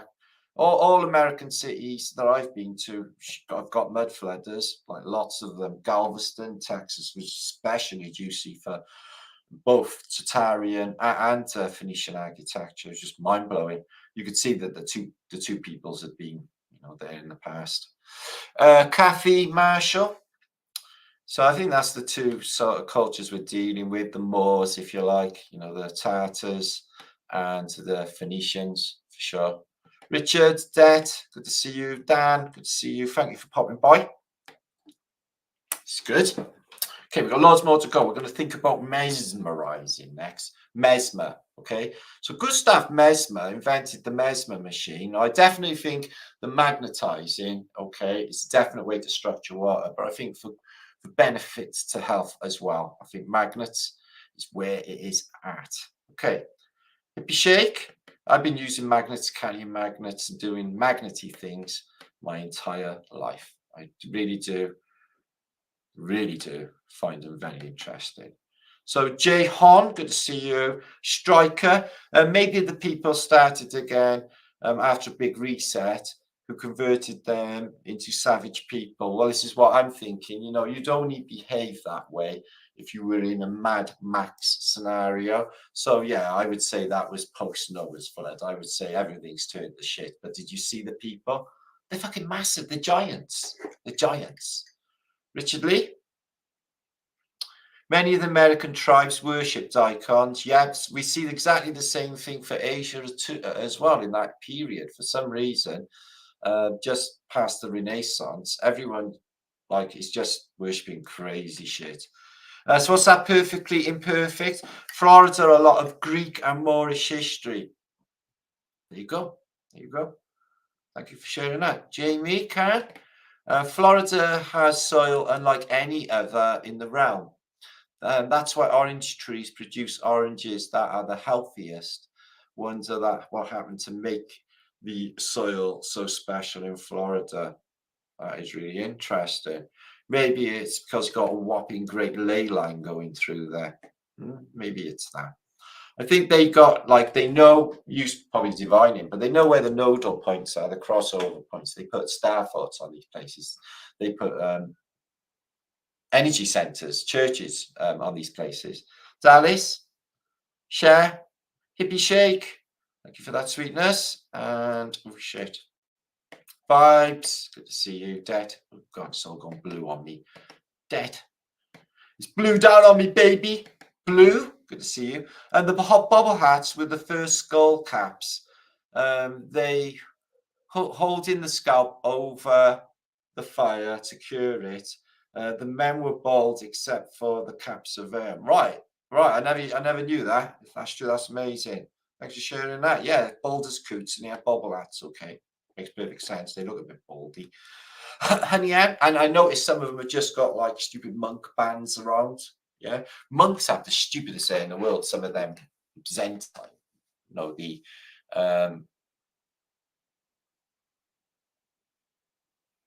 monks. Yeah, they have sort of fucking like a basin cut, like someone stuck a basin on their head and cut it all the way around. So Hippie Shake, she's sharing my PayPal donations button. Thank you for that, Hippie. And from ayahuasca, I found sun gazing. I love sun gazing too. Done a bit last year in New Mexico. Blew my head off. What I see the sun go. I've never seen that before in my life. Thrice born, LA literalist. Oh yeah, huge crocodiles still exist in zoos, and they look about a bit like tree trunks. All right, what, that big? You can see how they would have been mistaken maybe for like dragons or something when they never knew what they were. Blaze, Alva Billy, Viv's in the house, Vividness.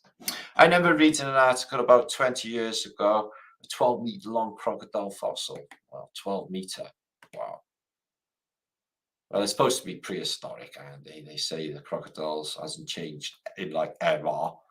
It's at the peak of its evolution. It doesn't even need to evolve anymore. It's reached it. Okay, we're going to get back into the juice. We're going to think about Mesmer. Just Tracy in the house. Good to see you. And Deb's in the house. And Kay. And Co-Eric. Thank you, everyone, for being here. Sir, how is it, Shake? He's asking. Everyone's loving on one another. It's good to see. And there's Nora and Caroline Gooden and Jamie Crane. And all the guys in the house. Clementine, good to see you. Thanks for that. Well, yeah, I said that. Maybe this is propaganda of the time to demonize a tribe. Well, I was thinking along them lines. We don't know how long all of this AI business been going on, and especially with official citations, it could be shown us any old fucking shit, especially with cartoons of the Middle Ages. Theodore de Bray I knew about though as a kid, and I was looking at his engravings as a kid, so I can't see that being a thing. Okay, Monsieur Baku, Benjamin. Okay, let's get on. Bearing. The oldest fossil ever discovered was located just a few miles from my hometown. Oh, that's interesting. Okay, how do they know that? Carbon dating. Okay. I don't know, they can age fossils. And fossils can happen quick, and so can coal. Like, quick. Okay. We're moving on. The Mesmer machine is an amazing bit of technology. Apparently, women got quite overcome with the magnetics coming through this machine. You can see that it had a bit of a Masonic connection on it. You can see a Masonic symbol there, and the sunburst thing going on. But when this thing was running, apparently people were just absolutely overcome, euphoric. It was like drugs. And they got a bit of a reputation, the people that went to there, of getting like, oh, this is a bit too much. I think these people are getting turned on by the magnetics and something may happen. But people were getting well. People were getting really well. So he was charging a lot of money to the elites, apparently, and earning a lot of money, introduced it into Paris. As I said, Benjamin Franklin called him a kook. Oh, interesting Phoenician background. Called him a kook and said he was just earning money, and said none of it was true. But I think it is true because this science is very, very feasible. And I think Kircher, his books of 1700s explain also that I think he was working on a similar technology. So stepped into a pool, and the light electrolysis and in the ether, the electrical atmosphere, flat, and touching these, people were used to howl. people were used to screen and all sorts of different experiences with the Mesmer machine. Mesmerized, you just had to hook your foot on it and you were a very happy chappy. You can see this woman, she's laying down. Are you okay? She's smiling her head off. Something might have happened to her. Let's not go into details. She seems happy enough. Okay. Here's another load of elites. There she is again, passed out after the Mesmer machine. Everyone else is partaking for the good health of the electromagnetics. And this Mesmer, okay, he's mesmerizing. And remember, electromagnetics is the basis of hypnotism, Mesmer, to mesmerize someone. People hypnotize people by mesmerizing them with their eyes, with their electromagnetics, and the force of the electromagnetic you cannot see, but it is there. Okay, that's the thing people don't understand about electromagnetics, is it's all pervasive, it is everywhere, but we can't see it. We can see its effect when we use magnets. Okay, you are feeling very, very horny. You think that I'm really okay, and you may even consider it. You quite fancy me. Is it working? No, it's not fucking working.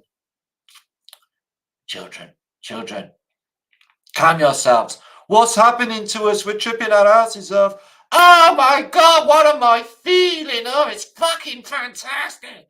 So as you can see, the Mesmer was a very successful operation. And as you can see, you've got Zeus has just turned up. And this is brilliant evidence for everything that I say about fasces. The serpent wrapped around a central column, creating a charge, actually shows you a plasma bolt of lightning, very, very frightening you, coming out of the Mesmer machine. Also, you can see the scales as well. A very Phoenician thing coming out, and you've got Masonic sort of pyramid here. So yeah, so Mesmer created a bit of hysteria at the time. It was called Meslemania, where everybody at the time was getting into this amazing technology, which started to, if you can see here, discs, which go smaller and smaller and smaller and smaller and smaller. Nesting technology. You would burn incense. They would have sound, music, and vibration, and everybody would get off their head on magnetism. But observe the ball he's standing on. The ball here, this magnetic ball, we see all over antiquity. It is the Queen's orb, the King's orb, the royal orb, the orbis. This is the crucible. This is a magnetic ball which creates Mesmer. Interesting blue thing going on there, and him connecting to the cold light of the sun. Sound, she's gone. She's connected to the moon. And there seems to be some sort of trinity going on here, look. The moon trace.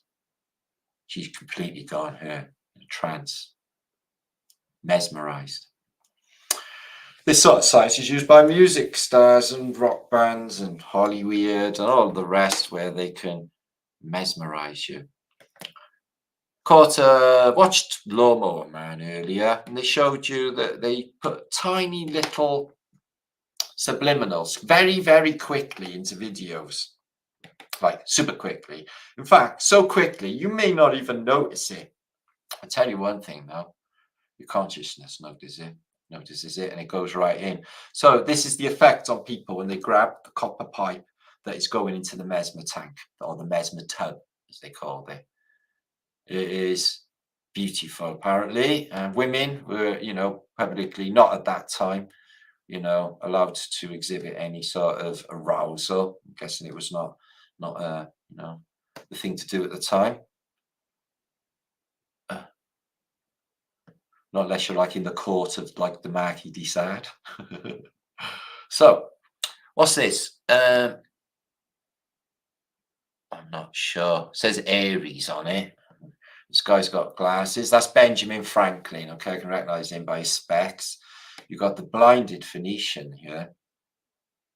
So this is just proving to me everything we've said about the Phoenicians is analogous of electromagnetic technology. Caduceus, eagle wings open, the owl double torus, wings open, bat wings on an owl.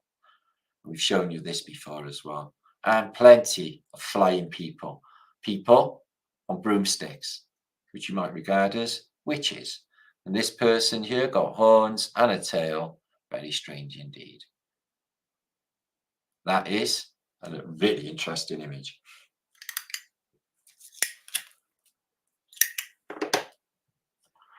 You want to find out about the Mesmer machine? There's not too much information if you Google it. Yeah, about vibrations vibes. It's very Masonic, yeah, agreed, Dan.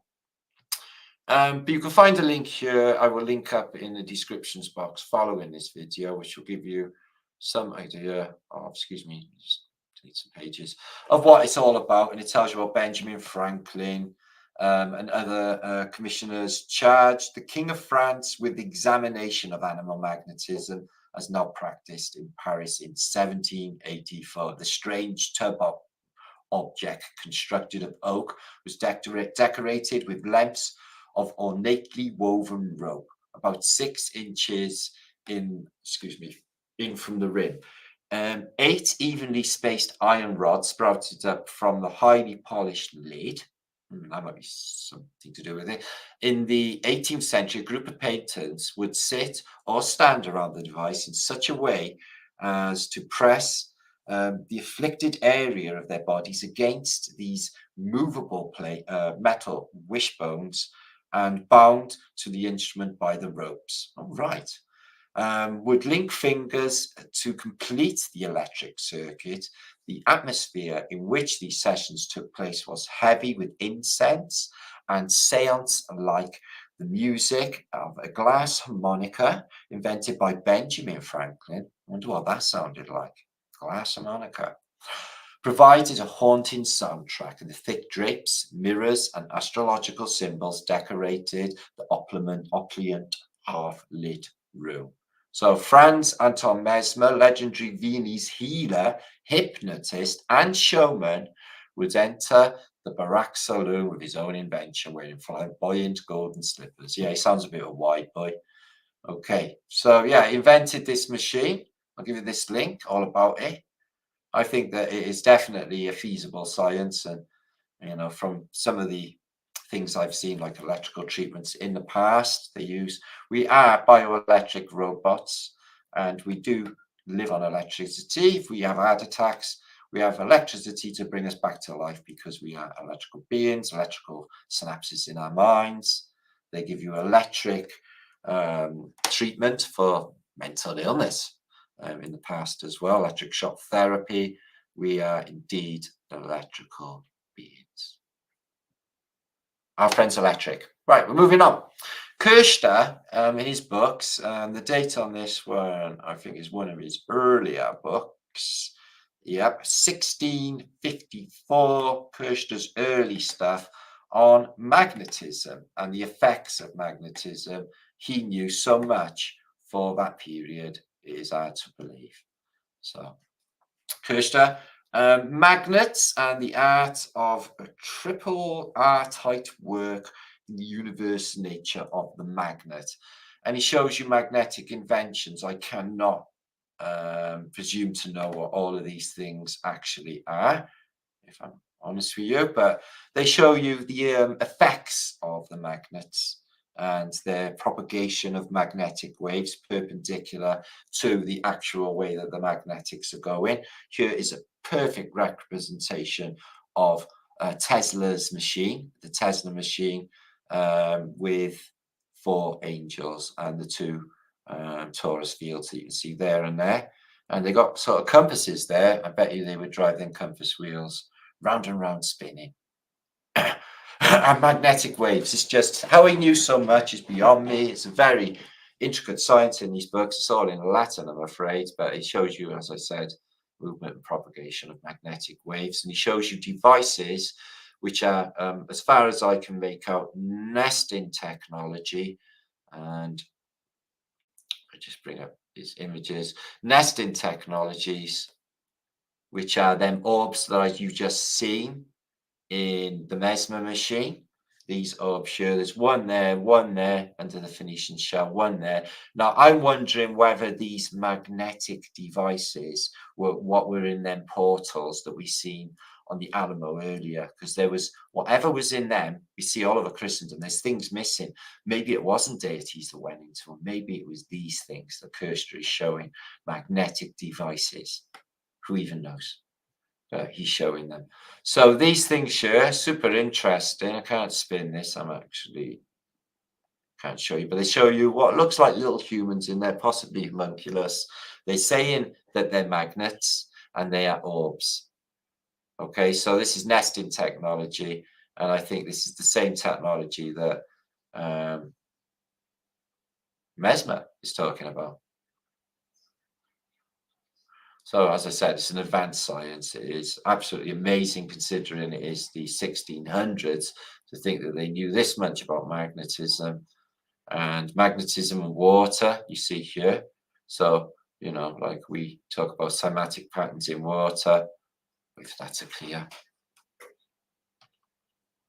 excuse me, there in water, and they show you these incredible orbs, which, excuse me, some sort of magnets here.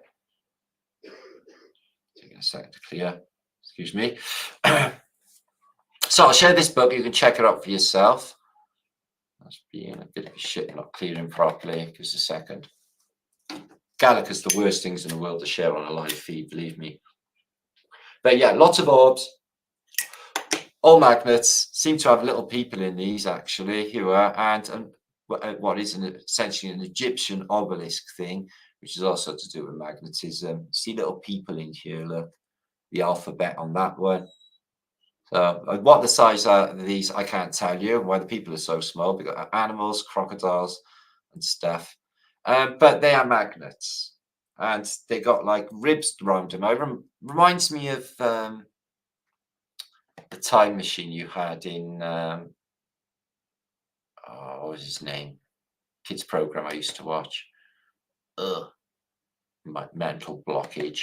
Okay, let's exit that. I'll share that as soon as I finish this vlogage. Right, more interesting things. This is pictures of an exposition in Memphis, Tennessee. Not Memphis in Rome, Memphis, Tennessee.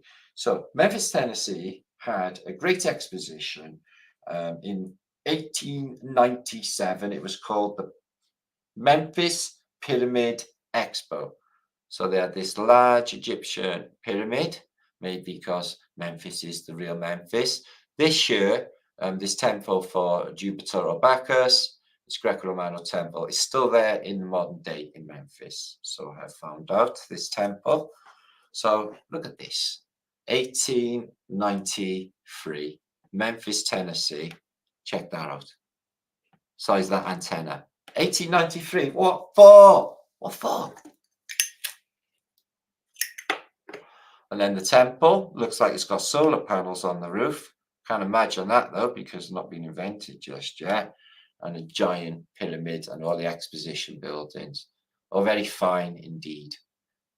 The temple's still around. Streets of Cairo, Tennessee Centennial Exposition, 1897. Slightly different affair, which if you go in there, it's apparently Cairo.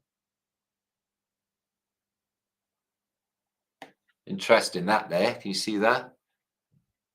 Small little loop thing sticking on there. Very interesting. And an aerial there, especially for 1897. Because that would be possibly the telegraph. So yeah, I haven't seen them before this week. Thought that was interesting. There are pyramids in,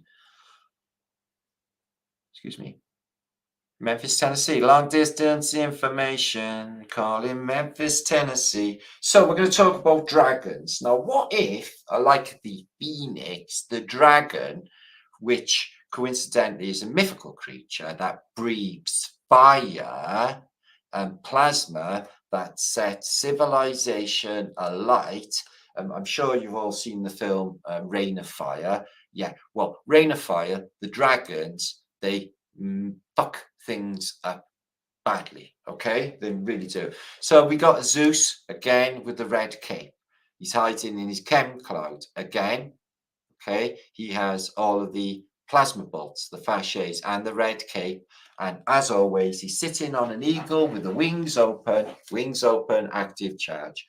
Anyone find any eagles with their wings closed in antiquity? That would be fantastic, because they won't exist, except for a lecter, which is only partially open wings, I've noticed. So yeah, plasma reset. Is it possible that we're looking at dragons as analogous and not actually a being for plasma reset? Well, there's some records in the Theodore de Bray books, which I just showed you, and some old American books, which show you on Latin America, they had these giant snakes without wings. Now, a giant snake without wings is not a dragon, but they called these dragons and they killed them.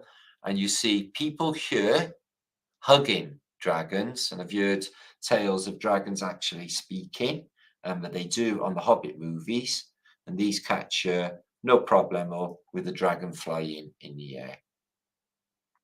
And they look like they might be Tatarian or something. Okay. So dragons, the Welsh have one on their flag. The Chinese really dig them. And they breathe fire and they mess up the day, but there's some evidence, like here in the Middle Ages, of dragons actually, you get saints and Michael and George killing the dragon. What if they're talking about some sort of technology or vibration or sound that can neutralize a plasma reset? And that is the key.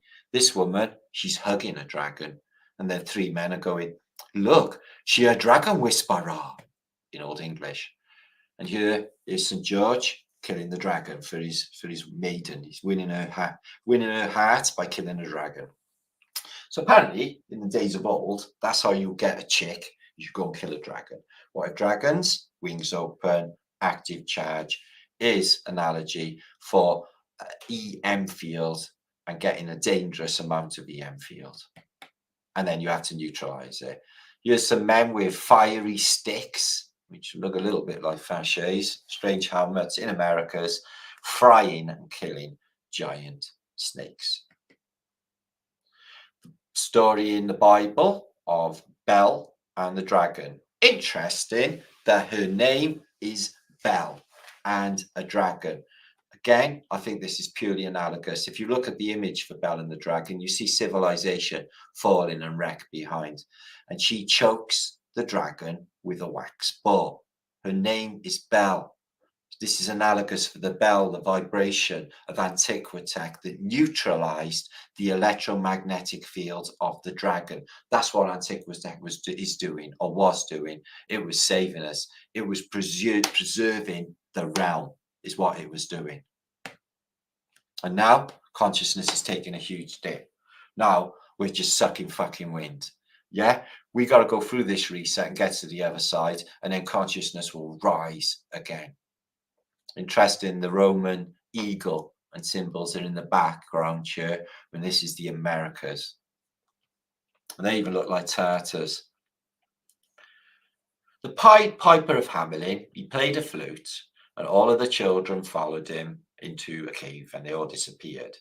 Well, that is the story for Peter Pan, a boy that never grew up. And in this case, you got Pan, pipes. Here's Pan, Bacchus, with his pipes, and he's getting all of the people, although they look like they might be forcing him to walk out of town and leave with his hoofy woofies.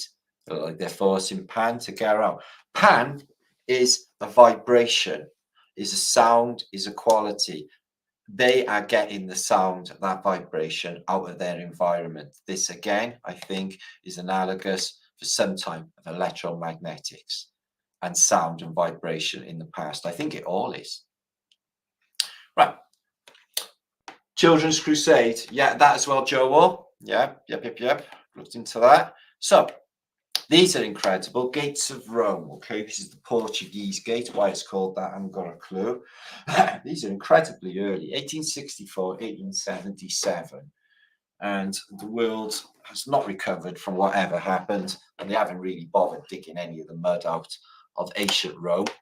Again, these things are empty. What if they weren't deities? And like I just said, you know, like Mesmer machines or something like that in here. Because there's just too many of them missing in antiquity. The front of Lincoln Cathedral, there's like 50 of them things just empty. It's like, where is everything? Why did they take it away? Porta Appia. So yeah, so if there are some sort of magnetic devices in either side, that would cut down the EM when you enter the city, especially if, you know, the electromagnetics, you know, on the battlefield after use of fascist weaponry, electromagnetic weaponry, you know, you were like literally radiated.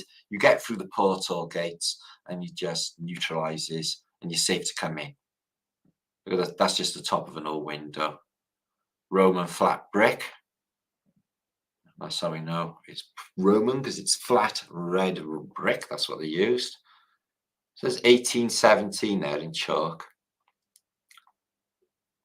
So that's a curious gatehouse. So where is the city of Rome, you may ask? Well, that's outside the city wall. Everything looks, well, not to put a finer point on it, really messed up. Really messed up. So that's Rome, is it? Well, that looks very Moorish to the feel and to the look. It definitely looks a bit Moorish.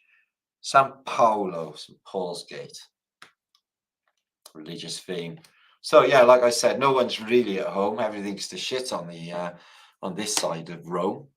And this is the Porta Latina, and that's a gateway into Rome, but it's blocked off completely. So you can't get into Rome through there.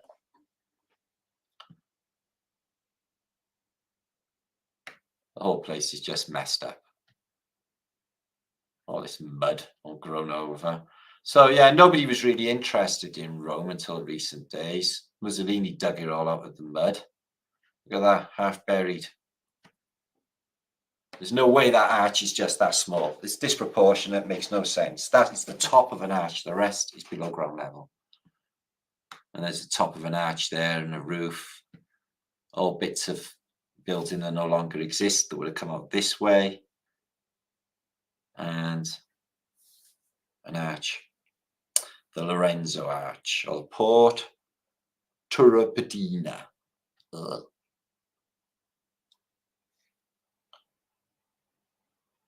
So they had these gates for a reason, not to keep out hordes, I wouldn't imagine, more because Rome was supposed to be, you know, Rome. So there's another technology going on with the portals and the gates, and they look like horseshoe magnets, don't they? So that portal there is ruins, and that's 1871. Wow, and a tomb. There's a tomb as well. So that gate looks like it's been torched. Looks blackened, blown up. Remains of Porta Vilmenialis. Wow, there's not much left of that. Look at the size of them. Megalithic stones type things there. Wow, and all that's left is bricks by there. So that was when the classical world fell, not too long ago. And another portal. Right, let's squeeze through because I've got a lot to show. Again, looks blackened. I wonder why it's so blackened. It's not really pollution at the time. Excavations 1868. It's really low wall and looks like the top of a door or something here. So that's all below ground level. But Rome is just honeycombed with tunnels. So that has been blocked off. That looks like the top of a window frame, all mud flooded in. And we have a window up there also blocked off. That looks steel. That looks like metal. It is metal. Now, they're super interesting. They got a metal plate all the way over the arch. That is super interesting. It has metal plates. Magnets.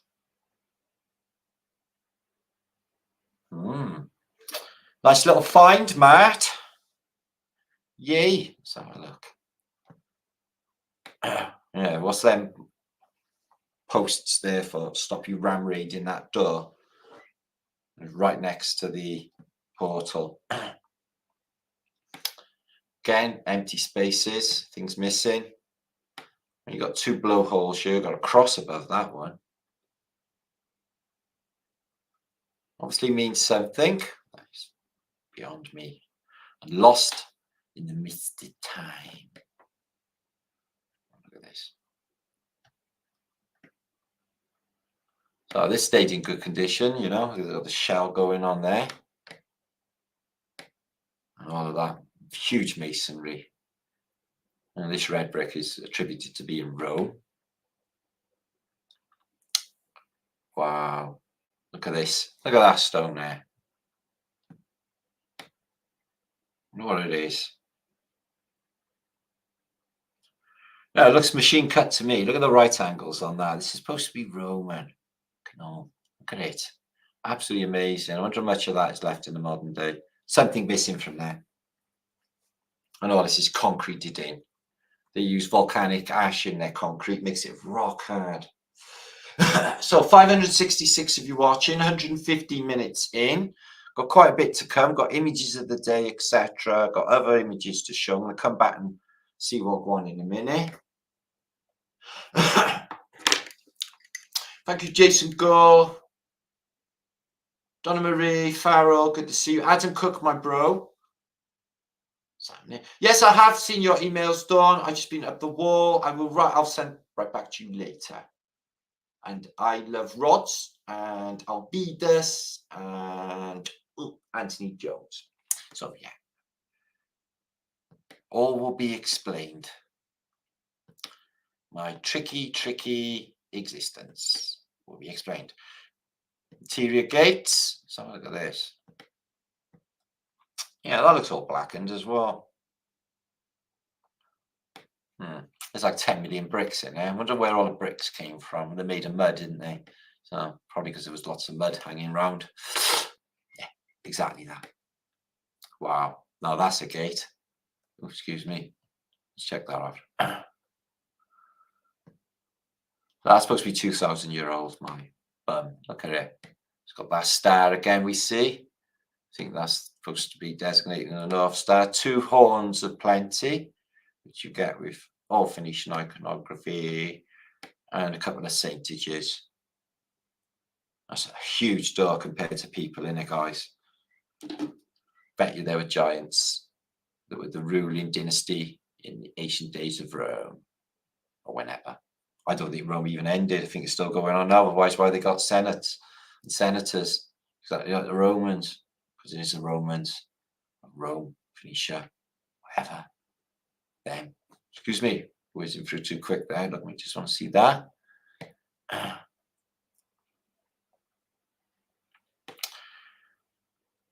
2,000 years of weather, earthquakes, hurricanes, even snow. They have snow in Italy.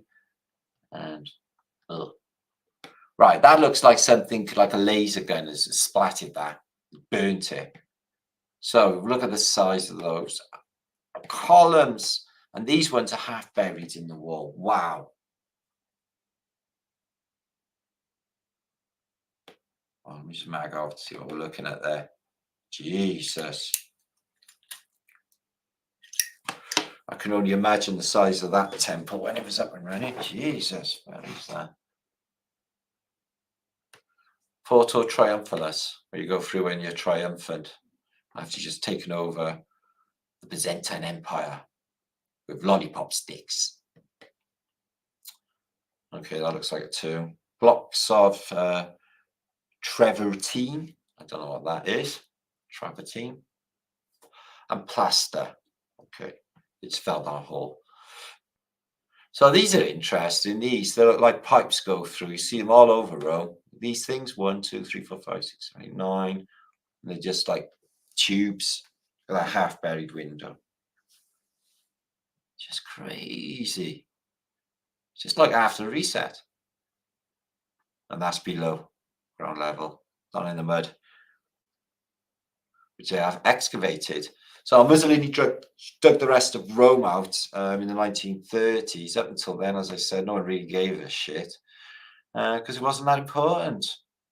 And they weren't really into Roman stuff until maybe Cecil B. DeMille's adaptation of Cleopatra got it really interested in people again. Who even knows?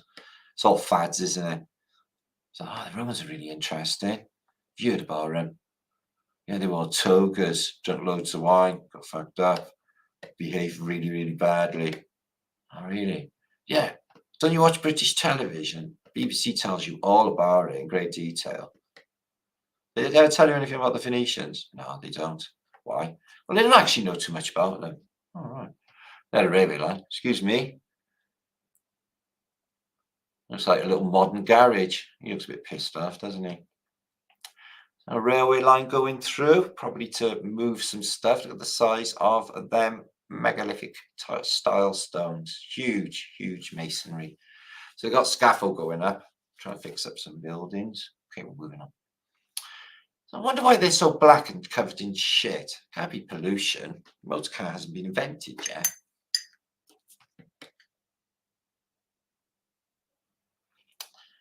So construction of the wall of a tomb.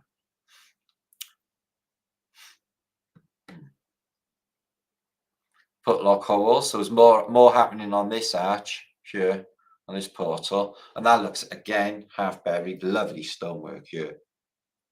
Really, really nice. So an ancient stone plaque. I don't really read that. Let's have a look. Let's have a look. Anno MC squared. Any names I can? Senator Sassolis. Senators there. Something Berico. So we got Senator and Rinaldo, Romano, and a Nicola Manet. Nicola Manet. Manetto. Nicola Manetto. Fucking hell. That's really Roman, Nicola Manetto. Sounds like someone in the modern day. Nicola Manetto. Ancient Rome. Jesus. It's a very confusing affair. Sounds very modern, didn't it? Anyway, nothing new under the sun. The Romans had hamburgers, apparently. So, Algeria. Now, this is North Africa. It's supposed to be the civilization, I'm guessing, that builds the classical architecture in this place. Carthaginian, they were there. But the Phoenicians were known to have enclaves all over North African coast. But we know, guys, that this place was covered in green fields and palaces in the past, and some terrible apocalyptic event happened.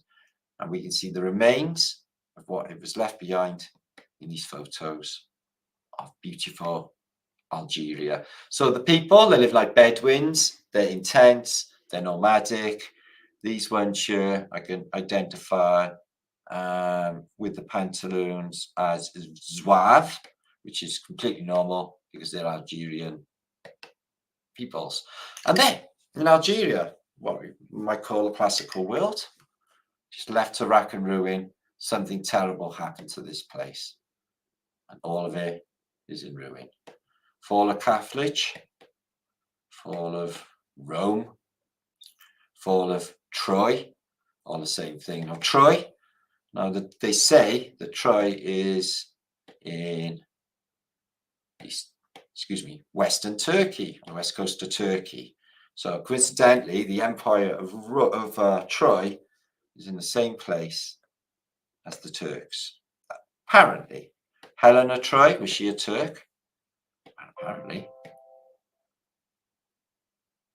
That is out in the desert in Algeria. And as you can see, they've got the wheelbarrows and they're removing the mud. And just show you here, the mud is up here, the mud is up here, and the mud is up here. And they're removing it all. Because this thing looked like it was mudded in.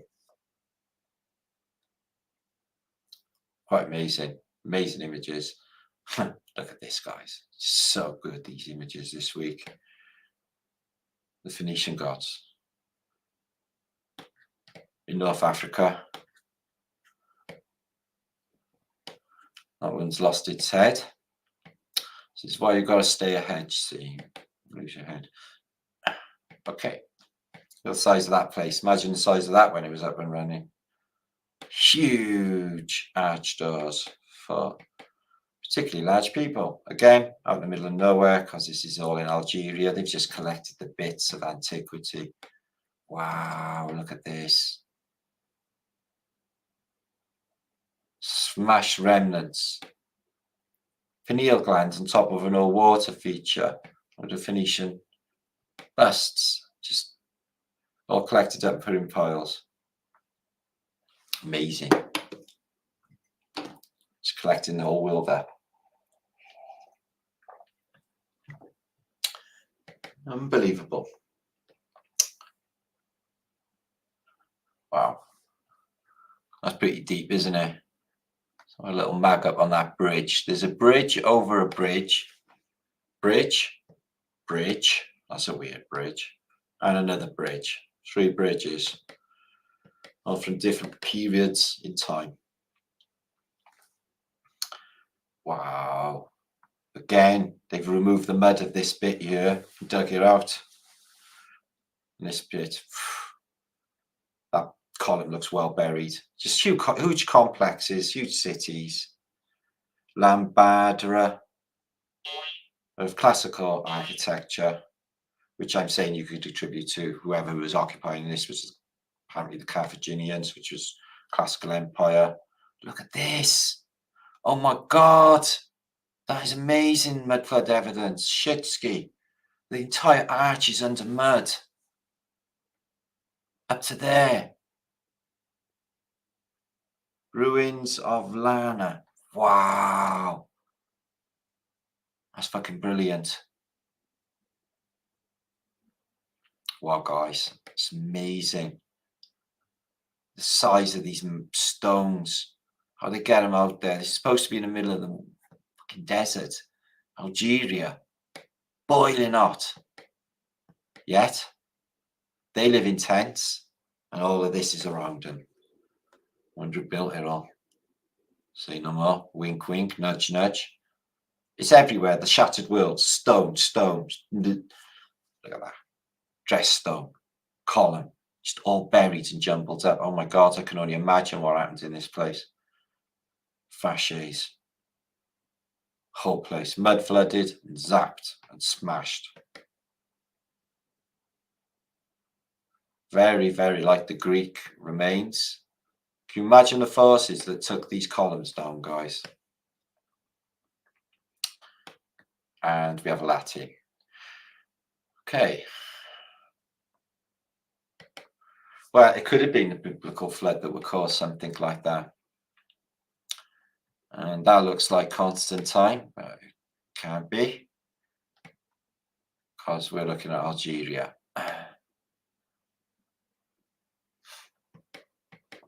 Okay. Wow. Just amazing. There's that statue that's lost its head. But again, with the same, the clothes that fit, and you get all of these sort of, like it's wet, all of these wrinkles. You get that in all of these Phoenician statues. Wow. A pyramid.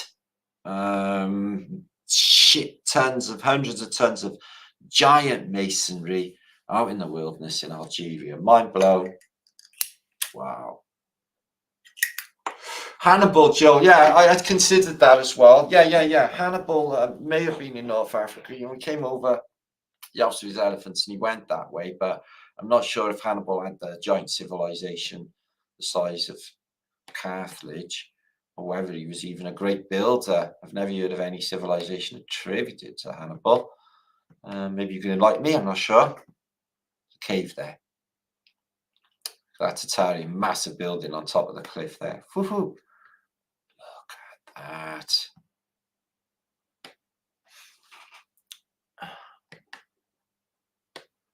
Well, that actually a bit of a Moorish thing to it there going on, really. But you've got the Corinthian top, so classical, and that's Greek. Oh.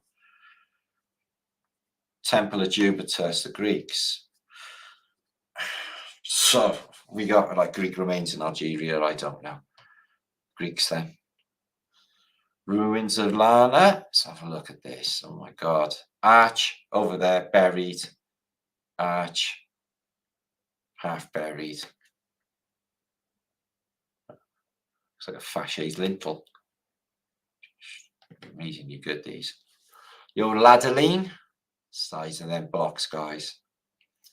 That is the portal of Solomon the Great. Solomon is also in Algeria. Solomon, the Greeks, the Carthaginians, so far. Who else can we find? There's that pineal gland water feature with, oh, okay. Lotus flower. So they know the shape of the earth. That's a really interesting. Everything grows out of the lotus flower. This is very Veda. And ever decreasing, step in technology, decreasing, pineal glands. So that thing would have been some sort of water feature, structure in water. Because the Romans, so the classical world was really big on good water. So I'm guessing because of the gullies, they would tell you this was a communal toilet and wash place. Apparently Romans used to take a dump together. I can't see that catching on, actually, guys. All this is below the mud, by the way. And then dunk a little sponge into the water and then wipe the bum with it because they don't do toilet roll, and continue talking a conversation. I can't see that catching on. I don't want to ever talk to anyone while in the Holy of Holies. Fuck no. You know? Don't want anyone hearing that stuff. You don't want anyone hearing you go to the toilet, do you? Making plopping sounds, for fuck's sake. No. So that seems to be a water feature. Maybe that's just me. I don't know. It seems a bit private, you know. Oh, look at this. He looks cool. Wow, look at the arches. The columns, one on top of the other. Oh, look at this. This is weird. What's that mean? It's like he's got all like bits of the ancient worlds and he's plastered them to the front of his house. I think that's what's going on, you know. I think he's built a house with bits of the ancient world. He has. The rest is mud brick, wooden lintel. That's exactly what he did. Fair dues on him. I can't fault him. That's absolutely fucking brilliant, actually.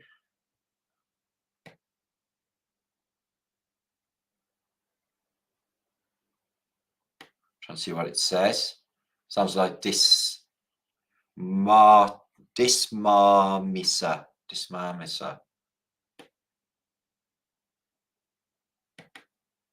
Or did they mean Minerva?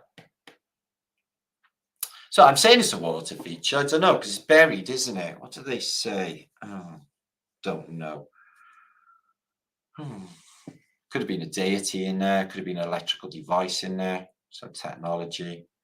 So here's the Algerians. They're nomadic. They hang around in the desert eating stuff, in the desert stuff. And they build like this. They got a dome going on. Nothing wrong with that. One thing they don't do is build massive classical architecture, and sculpt remains of the classical world. Excuse me, I'm filling my Zippo.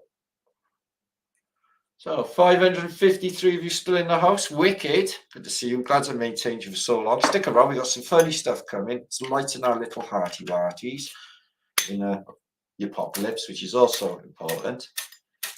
Come on, baby. You know that it would be untrue. Okay, we're on it.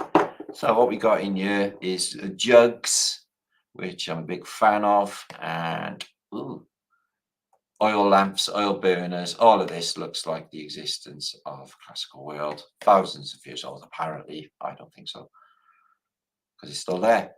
Oh, 3 little graves outside a bad window to build in case you try to escape. And there is the endless Sahara Desert with all of that stuff in it. Classical world in it like that. Wow. Jabessa. in Algeria.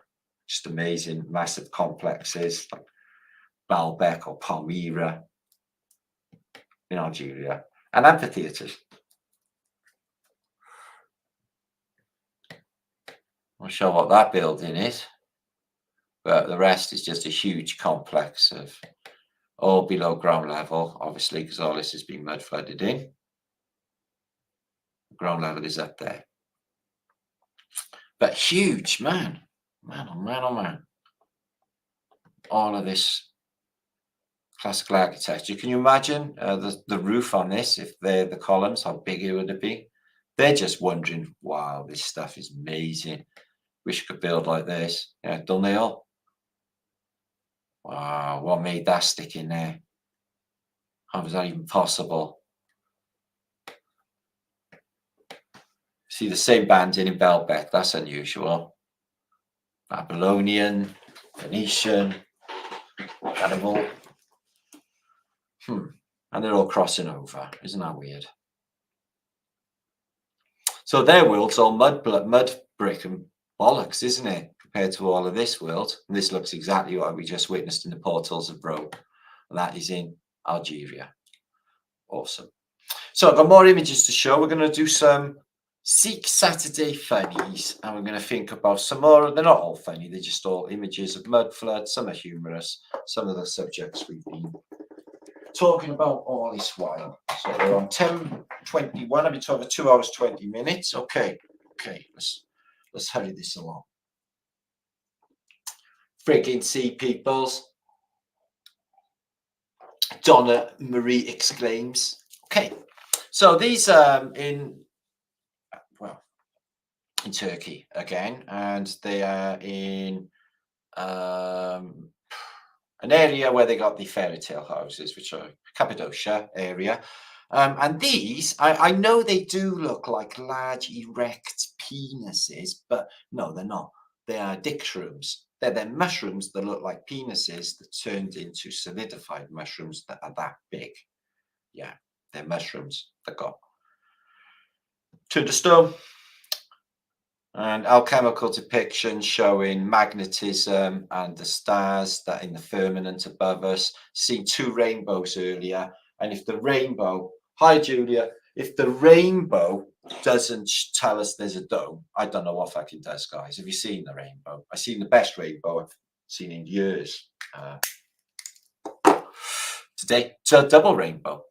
But you get the pyramid and lunar and solar, you know, the positive, the negative, the hot, the cold, all are magnetic waves, because there's a sun and a moon there as well. But yeah, this is about magnetism. Also, this is about magnetism.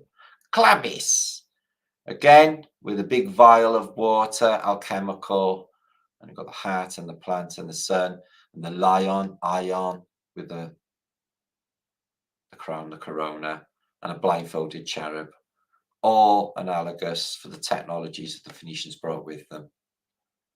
Consciousness and everything that we see in the world came out of the minds of people.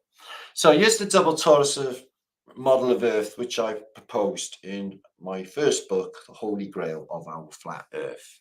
And the double torus is this, and the inertia plane is in the middle here. This is Mount Meru, north and south.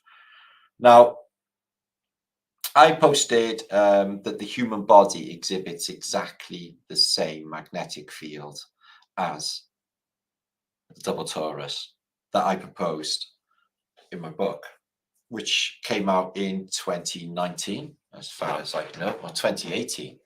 I think I put that together. So I found this image the other day, it blew my head off. I was like, oh my God, it's just been, I've been so right. Hardy boys, trying to run with a boner, not spaghetti. Now, I have tried to run with a boner. It's not an easy thing to do. It's quite comfortable, actually. Not advisable. So there's Zeus with his plasma bolts resetting. Somebody clubbing a crocodile, because they do that. And a guy, he's saying, I got the keys, yo. You can get out if you want, or I'm going to zap you in my Faches wet bar. So The crucifixion seemed to be a bit weird, didn't it? Apart from it's set in like a very modern cities, and you've got like a lot of bunkers because it seems to be in an apocalyptic setting. But what you do get in this Renaissance picture, if I can just show you what's behind this square, is a large, I'll show you a bigger version, a large ball or orb with all of these things spitting out of it appeared in the sky, an orb, a large orb. This.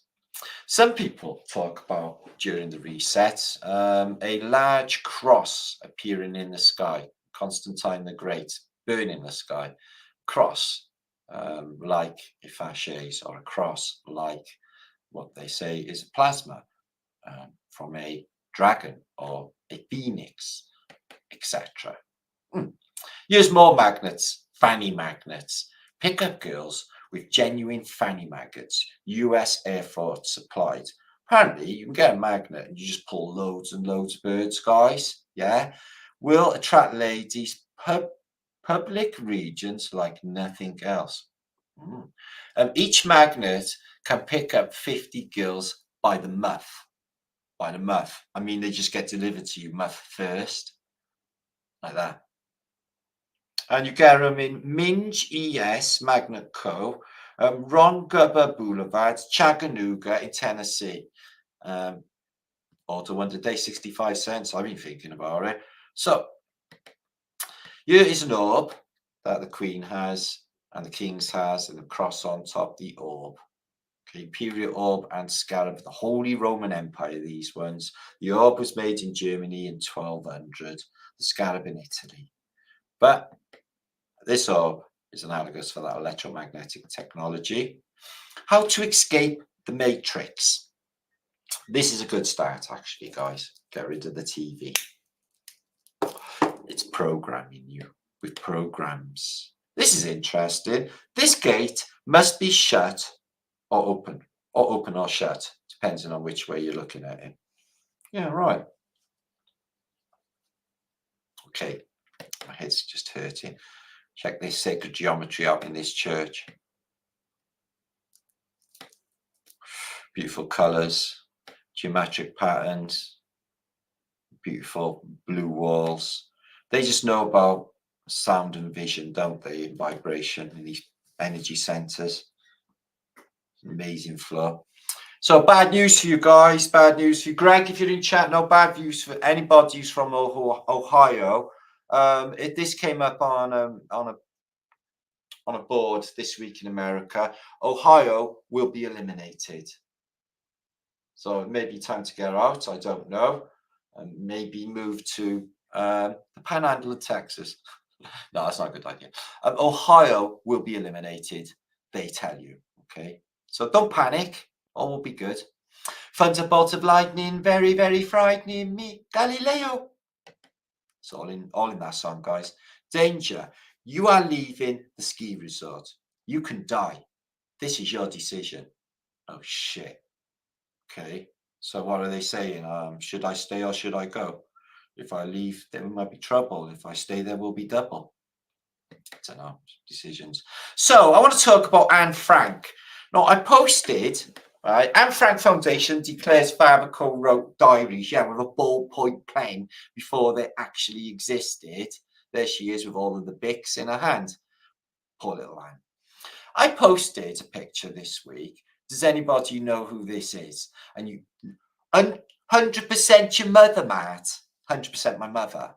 Oh, is this you as a tranny, Matt?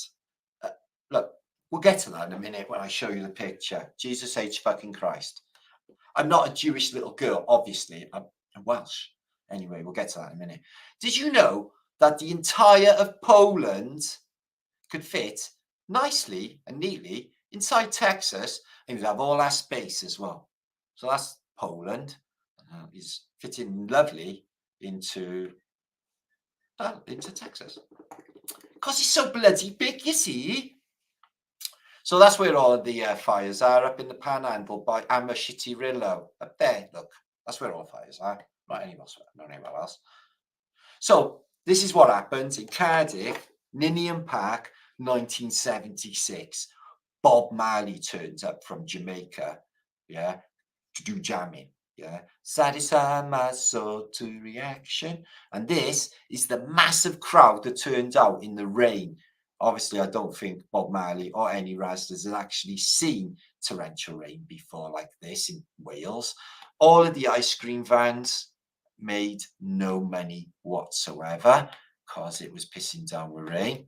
Bob Marley done a cracking little, something just moved, a cracking little concert, but nobody actually went to see it, hardly. It's 100, 200 people. So I was only little. If I'd have been old enough, I'd have gone, because it was a really wet day, as you can see. I posted last week my feelings of what I decode of what I think alpha and omega are. And you can see alpha and omega here on this ceiling. But you can see little Bacchuses there as well. So the beginning and the end, we're talking about resets. And we're talking about magnets. So this is an interesting deity of the old days. He's got a flaming stick sword. And he's a chicken head. He's got wings full open. And he's got some Greek. He's also got a lot of sigil going on his discs. So this is some sort of oh yeah, and he's got snake feet, like melicillin or what have you. So a bit of mermaid, bit of a chicken going on, bit of all sorts going on actually, but with Solomon sigils or some sort of weird deity. It's got a pyramid behind him upside down as well. So this is a nice little picture by Parks, Michael Parks, artist. And the only reason I'm showing this is because it's got a nice pair hanging from a stick. Oh yeah, and you can see a tiny bit of lady garden, but that's not the point. Now, sort of lady gardens. I posted this on my community channel, right? I hope none of you are laughing because this is not fucking funny. No, it's not immortal. It's not too funny. It's not funny at all. Okay? Yeah. My father served for the German army. How can I be a small 14-year-old Jewish girl? No, really. So I want to address this. She was supposed to have been 14 when she was caught eating a rather noisy bag of chips in the attic when she was overheard by passing SS Gestapo type chaps. Apparently, they carted her off to a concentration camp. There's no details of what actually happened to her then, but they say she might have died of typhus. We don't really know because we're making her all up. But anyway, in her previous carnation, she looks very, very similar to me in the face. Is this a 14-year-old girl? She would have had to be, all right, she's from Amsterdam. They got beaches there. She looks very developed. She must have been 13, maybe 14. If she spent a year in an attic writing a classic, Baby, I'm an have you heard, you know that song? Hoax. Anyway, so yeah, I know I'm not Anne Frank. I have never been Anne Frank. I'm not a Jewish 14-year-old girl. I've never been a 14 Jewish-year-old girl. And I'm Germanic by origin, so that is not really human possible. But it is a coincidence that she looks like me. But don't spread the words. Don't spread the rumor, okay? Don't want everyone saying Martin's a fucking Jewish girl and died in a concentration camp, because none of that's true. Anyway, Uncle Gary, oh God, Uncle Gary, I've done some horrible things. So I'm guessing a lot of you out there have met Uncle Gary in your time, haven't you? Yeah. The grumbleweeds. Now, I seen these and I absolutely loved them. I was a kid. You probably won't know these in Britain. They're like Benny Hill on acid, the grumbleweeds. I seen these. They had a ventriloquist, this really weird baldy guy. Oh my God, he was really strange. For those of you who remember, there's a fine bit of memorabilia. For those who don't even worry about it. It doesn't matter. Now, music lovers, we're going to look at something super duper interesting here. How many of you there? 544 of you. This is when Tavistock Institute got their teeth into the British public. So we had the Isle of Wight Festival in 1970 to sort of go with Glastonbury Folk Festival that's just kicking off. Oh my shits. This is the best gig in the history of gigs. Friday, they had Chicago, Family, Taste, Perkle fucking Haring, James Taylor, Marlene, yeah, and it was £3 a ticket, okay. Saturday night, oh my shits, they had the Doors, they had the Who, they had Joni Mitchell, Sly and the Family Stone, guys, John Sebastian, Emerson, Lake and Palmer, Mungo fucking Jerry and Miles Davis. I just wet myself. This is amazing. Sunday night, oh my shits, they had Jimi Hendrix, Joan Baez, Donovan, Leonard fucking Cohen, Richard Avers, Moody Blues, guys, and Jethro Tull, and Ralph McTell. Right? They're all the best bands in the history of the world ever, ever, ever in 3 days. God, if I could time travel and go back, it would probably actually really muddy and shit experience. But anyway, you can see this is like all of the Tavistock of the future, all of these bands, they all had agendas. They all did the number on the people, especially the Who, Doors, as you know. So if you're British, right, in the good old days, guys, we had these. Do you know what these are? These are called wage packets. I shit you not, guys. We used to have these every Friday after we worked our bollocks off all week. They used to give you a brown paper envelope, used to open it up, and there would be cash money inside. All of the stoppages and the tax dealt with, no fucking bank robbing your ass. You would have the money in your hand, yeah? Have a quarter, straight down a pub. Every Friday, get on back for Monday, start earning it again, yeah? What's green and gets you pissed, yeah? £1 notes.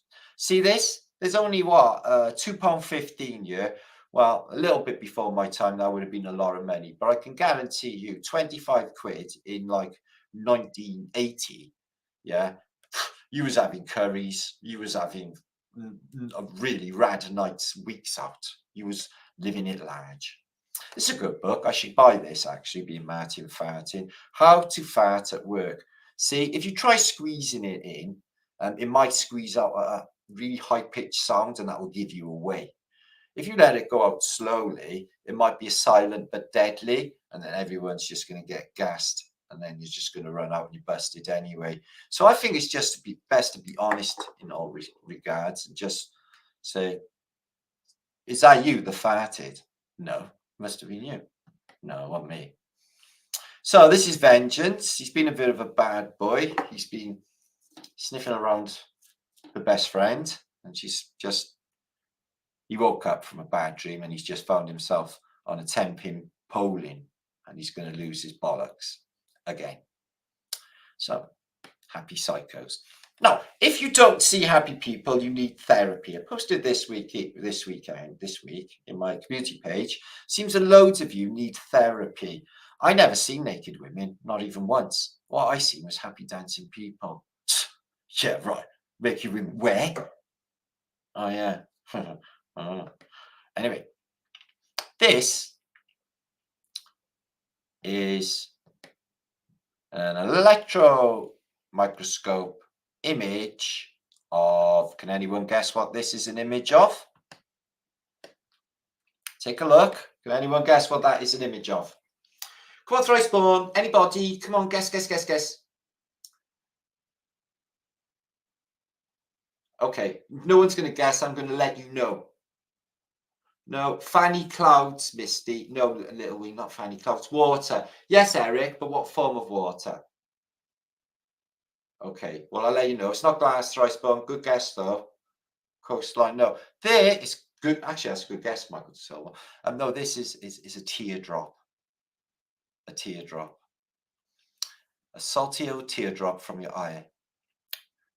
It looks unhappy because it isn't happy, because a teardrop could be a happy teardrop. You cry when you're happy, don't you? So there you are again. This is a clear analogy for me of what is going on. Ignis, fire. She has the plasma bolts, as you can see. Okay, the ones you're ganging out, Isis, as you know. And she is touching a flaming lizard or a dragon. Flaming wingless lizard. Flamed wingless lizard. Fasces. She's literally lit up. And what's happening to the world in the background? Well, it's mud flooded and burning and on fire. There's people in bunkers, people on crutches, people on stretchers, people lying on the floor dead, people being reset by fasces, plasma. There's the code for it. Finish. So this guy, he's had a bit of a shock. This is off a Roman bas relief or a Roman painting, apparently. And it's like a very, very high Bacchus. Unless something rather rude has happened to him. He's got that look about him that something's touched him a little bit inappropriately. Maybe not. So the things I've looked into over the years, I was going through this week, going through files. My God, I can't even believe all the stuff that I've looked at in the last 10 years. Millions of images. Look at this for beautiful carving. Some guy bursting out of a portal there. You see that? You see this a lot. You see so many people coming out of portals in antiquity. Interdimensional travel. So, again, in Egypt, remains mud flooded. These are up to their chest, but they are full-size figures. And as you can see, the rest of it is below ground level. Excuse me, let's move on.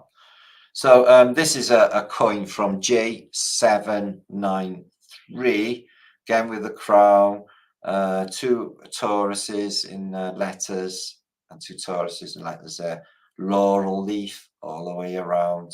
It's a total controller thing. And on the other side, you got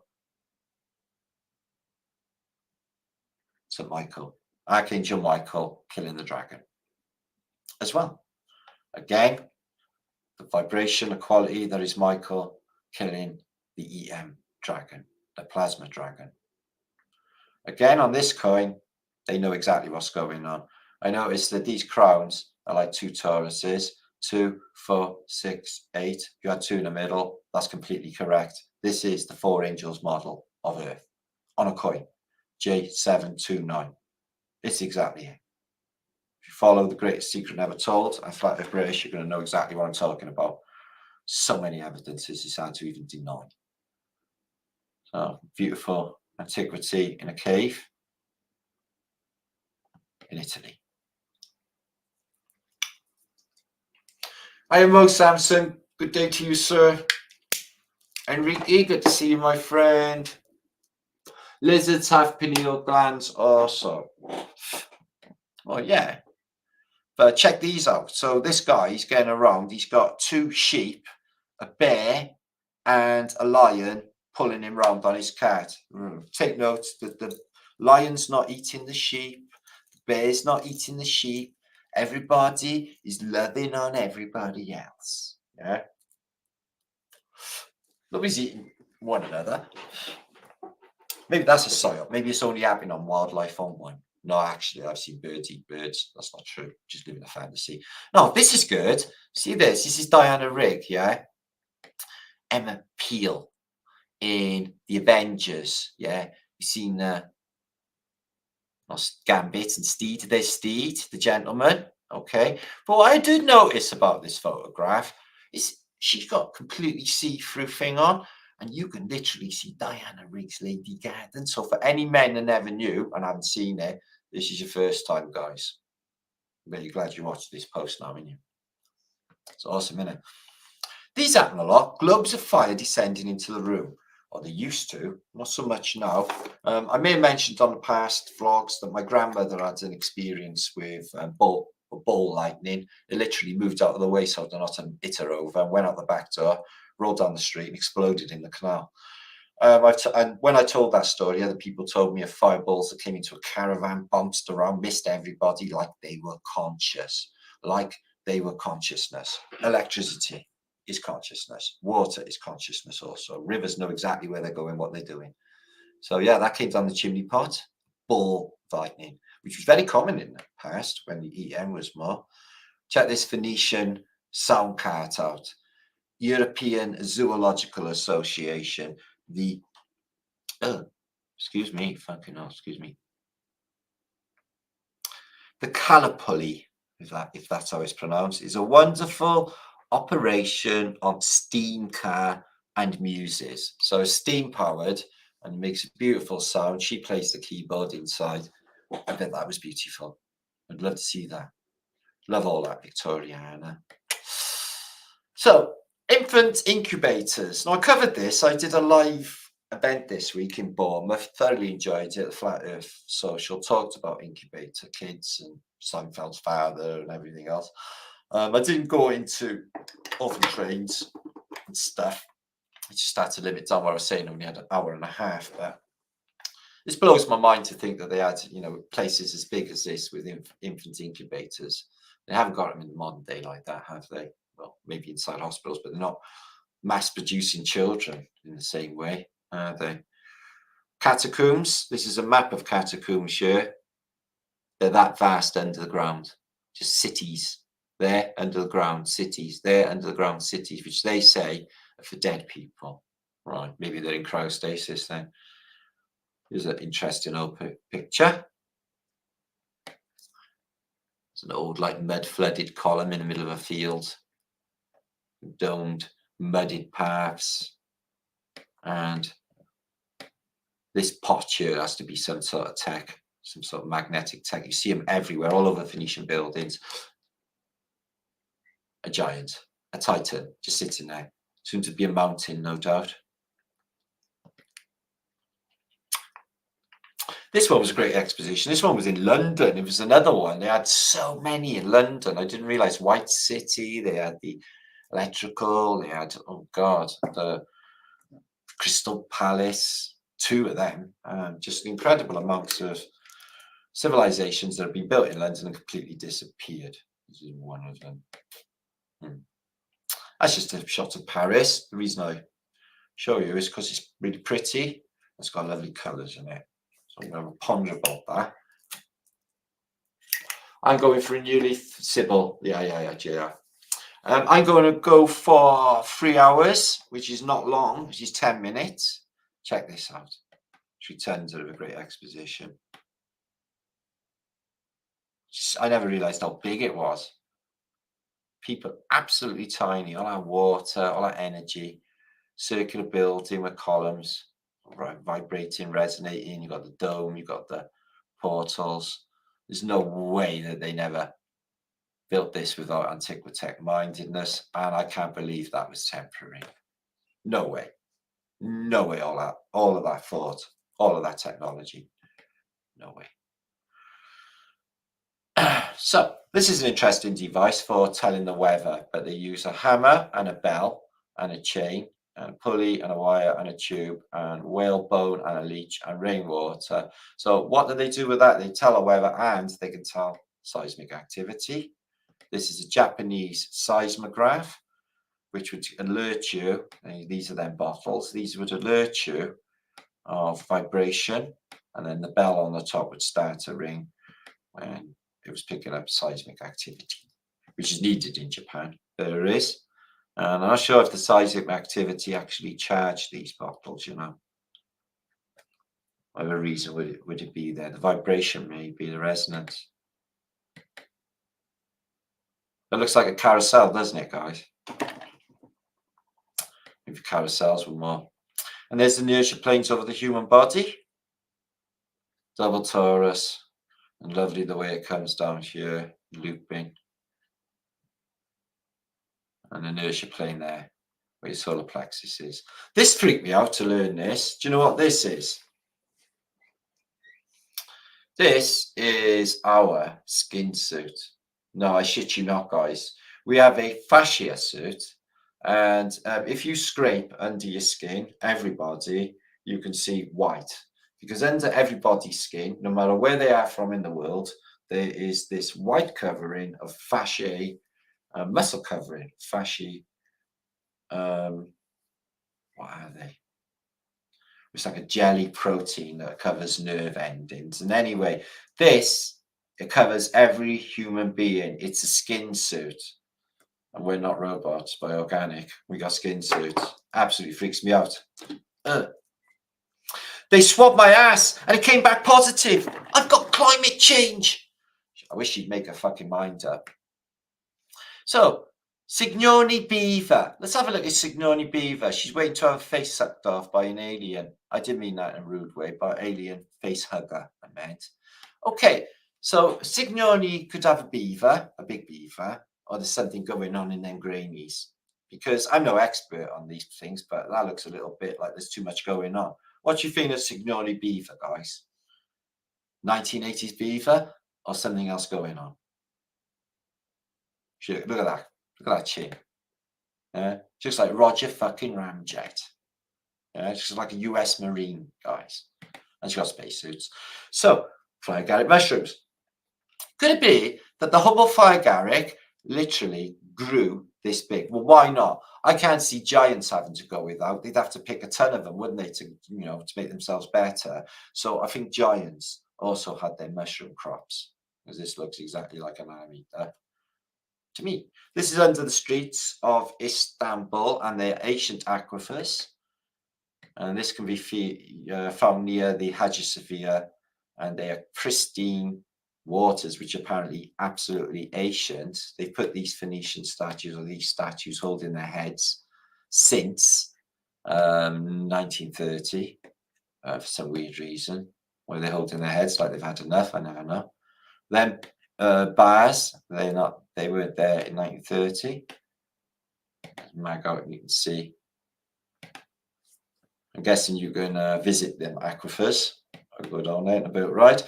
So again, with the double torus and the inertia plane, exactly the same for the anatomy of the Vajra.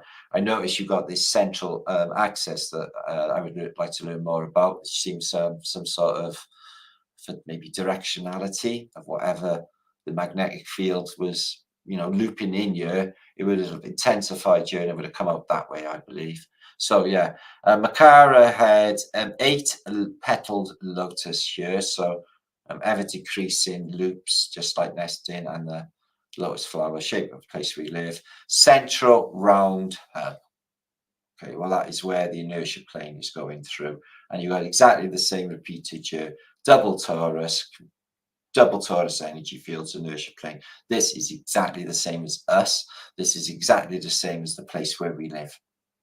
It's just crazy, amazing to know, mind-blowing to know, in fact.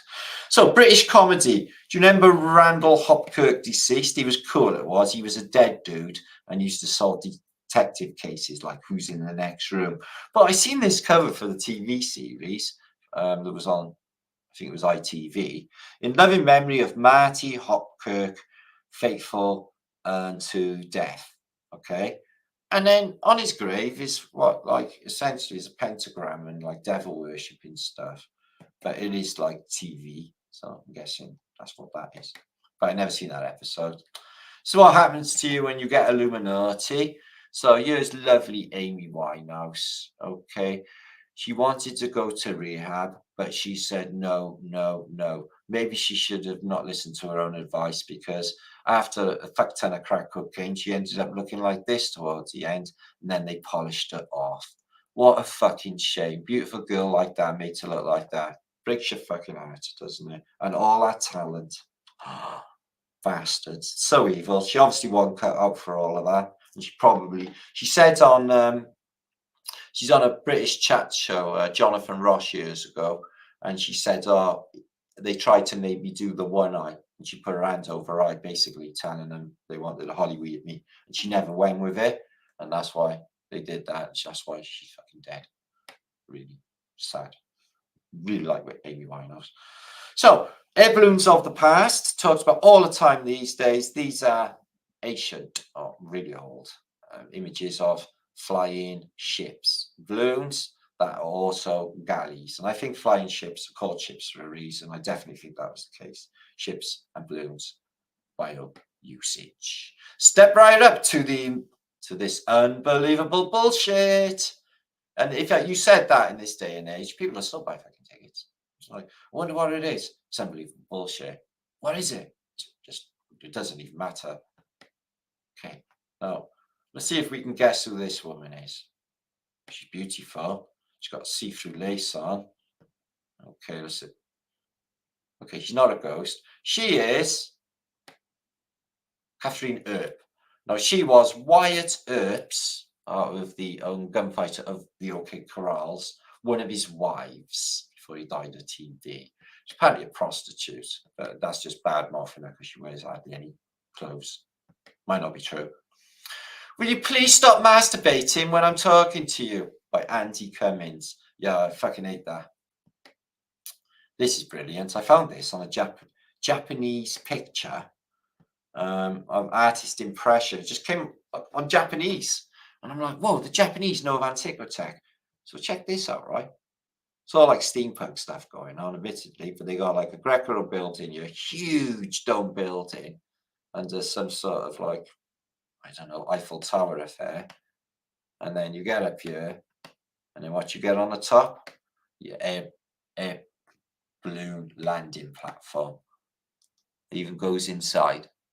Exactly what we've been proposing. And this Japanese artist thought the same, which is really cool, I think. Okay, I'm going to come back. Let's see what I want. Okay. Okay, 543 of you still remaining in the house. We've got 10 minutes to go. I've actually got a load of stuff left to show, but let's just give you a few shots and see how it goes, because I can't really go 4 hours and I am proper tired. So, Dean, holy moly, don't get ravioli. I don't like ravioli. If there was nuclear war, not that it's a thing, if there was though, and it was only ravioli left, I wouldn't eat it. In fact, ravioli and prawn cocktail crisps, okay? They are two foods that I would never eat, not even in a Armageddon. The base design is like the Eiffel Tower, Gregory, indeed. Yeah, GI, is that like AI? Yeah, AI is easy distinguishable. I can tell it anywhere. Show Martin some love. Thanks, Anna, Hippie, Jamie. Awesome presentation as always. Yeah, I've had a busy week, like I said. So a big, lovely meetup. Met some really lovely people, truthers, at the Flat Earth Social. In fact, it's just come up on my phone on the Flat Earth Social website, coincidentally. So it was great. It was really great. I thoroughly enjoyed it. It's one of my favourites. And I was just calm and relaxed doing it. A big Flat Earth Social welcome to Mr. Martin Leaker. Thank you very much. So really, really good buzz, as by all. And I want to thank Ian for the invite. Now we're going to be doing exactly the same thing, but here in Cardiff. At the Flat Earth British meetup, which is in 2 weeks' time. I will just link that up in the chat. And we're going to have a party after I do a Flaterday live. And there'll be all sorts of things happening, munchies and beverages you can get there and things that we do. Okay. Okay. Looking forward to seeing you. Is saying Dawn. And downtime. Combat Finn. Eric. Okay, let me just check out what I got left to present, because I tell you what, I haven't even touched it. I'm going to be doing vlog after vlog. I just can't really get through it all. It's just so much of it, you see. Okay, I think that might be it for this week. Let me just have a look. We're looking at 11 o'clock each. Okay. So yeah, make sure to share this out if it's even humanly possible. I'm going to just show you a couple more images, and the rest will have to come in the week. These are really good, actually. I have them. Yes, gonna like these. So let me just whiz through back to you guys. Greetings in Montana, Autumn Simonson. Okay. The Saxons in the house. What's happening, mate? Good to see you again. Clementine, very nice presentation. I'm glad you approve. Smash a like. Thank you. Tampa at the end of April. Tampa, Florida. Elsie, good. And good. Hiya, Budalo. Good to see you. Sinobo, Montana. Bugman. JR. Bering Sea. Good to see you. Google Earth. And Dunkard Cemetery in Oklahoma. Oklahoma, where the winter. So fabulous Flaterday. Let me just show a couple more images. Give you a chance to share this out. Do the likey thing and donate if you feel that you have a spare cent or two. If everyone gave me $1, all my worries would be over. Okay, just gonna get to there. Okay, we're going to look at Lisbon, 1880s. The reason I'm looking at these is because I have presented this city destroyed twice. You had the worst earthquake and tsunami in the 1700s you could possibly imagine. In fact, the entire city was destroyed. But by 1880s, all of this Phoenician stuff is all back. And Lisbon was one of the richest ports in the world. As you know, Portuguese, map makers, seafarers, and this place is covered in Phoenician. My God, look at this thing. This is Moors. Has to be. Wow, look at that. Absolutely beautiful. I wonder what the patterns on the garden designate. Hang on, what's that ball up on there? That's interesting. Magnet balls. Look at that. Huge building or grass outside. A little bit of a mud path going up to it. Lisbon, capital of Portugal. Wow, they've got a wavy floor going on. Don't see anything like that in modern day, do you? So yeah, so this tsunami I've covered maybe twice, 3 times. Came in from behind, came in from the front, smashed the city. A lot of it was liquefied and fell into the ground with liquefaction. Look at that antiquitech. Oh, beautiful little dome thing. Love that. I like that. So yeah, Portugal's beautiful. Love the people, love the place. Always had a good time in Portugal. Never got in any trouble with Portugal. It's the neighbours I get in trouble with. Spanish. God. I don't know. Maybe it has something to do in previous life with battling Spanish. I don't know what it is. I think it's because I'm Welsh. Apparently, we've had a parley with the British people, with Portugal, never to ever have a war with them, ever. Apparently still haven't. So the Portuguese people, there's some places where they're very similar to the Welsh. Same in the Basque region of France and Cornwall. There are a lot of Celtic types along these places. Wow, that's massive, isn't it? All built on a horse and cart. They got 2 barrels of beer there because they need to be pissed to build anything. Monastery of Santa Maria Bella. San Pedro Square. So that's like that in the modern day. And crazy portalage. Grand portal. Jeez. All right, there's no shortage of saints on there. But they knock saints out like no tomorrow, don't they? I noticed like John Paul had a sainty do one day, and he went into the basilica, and he's like, well, I'm naming a shit ton of saints today. Well, there's this lady who runs a soup kitchen in Bethnal Green. I'm going to make her a saint. Nah, I'm only joking. He's not going to do that. But they did. They just shit saints out like there's no tomorrow, apparently, for do-gooding. A bit like Mother Teresa, Saint Mother Teresa. Congratulations on all of the trafficking. Amazing job. Sure, here's a sainthood. May as well give him a Nobel Peace fucking Prize while you're at it. Oh, she didn't kill enough people. Right, okay. Do you have a number for the Nobel Peace Prize? Yeah, it has to be in the millions. Oh, okay. All right. I'll work on it. That's a water course inside an aqueduct built in 1729. Well, that's very futuristic. 1729. Love that. Love that. Wow. These monkeys. No, they're monk kids. I know. It's like they're reading the Bible, but really it's Playboy. It's like, oh, fucking hell, look at that. Boys don't read the Bible. It's just weird. The only bit we read is Revelations, for the apocalyptic bit. Fucking hell, do you read this? World's going to end. Satan's going to do it. Fucking hell. All that. Yeah.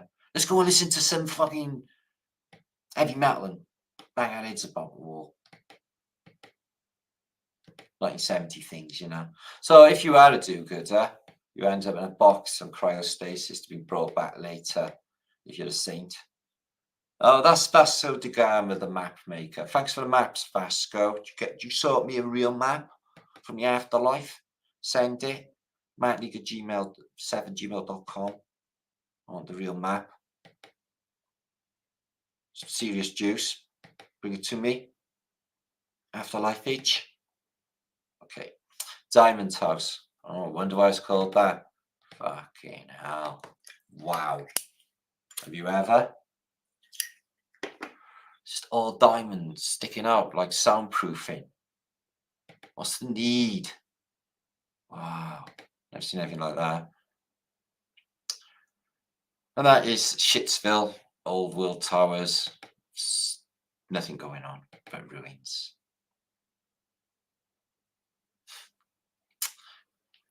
I'm not sure if that's a ruin. It looks Roman. So they got hats on like Mexicans here, haven't they, the Portuguese? But, you know, sombreros, it is hot. Makes perfect sense. Sun hats. So, yeah, the mud's come down here, buried that pillar. That one's still a bit visible. They've only got mud outside here, haven't they? That mud. The houses look a bit low and buried over there too. Don't they? New clock tower in stone now. So there's Lisbon. It absolutely smashing after that tsunami. How everything gets back all right and no problemo whatsoever. There it is all over again. Full of antiquitech, ancient buildings. Like no tsunami ever happened. Maybe. Some signs of mud flood, that's for sure. Wow, look at that gate. Again with that diamond in thing. Wow. Maybe that's something to do with flood prevention. I don't know. Never seen nothing like that before in antiquity. The only thing I've seen like that is in a recording studio. Check that as well, they're on there. Would that divert sound like it does in a recording studio on a portal as well? What do you think, guys? Hiya, Campbell. What's it like in America, bro? Are you hot? It's fucking freezing here, bro.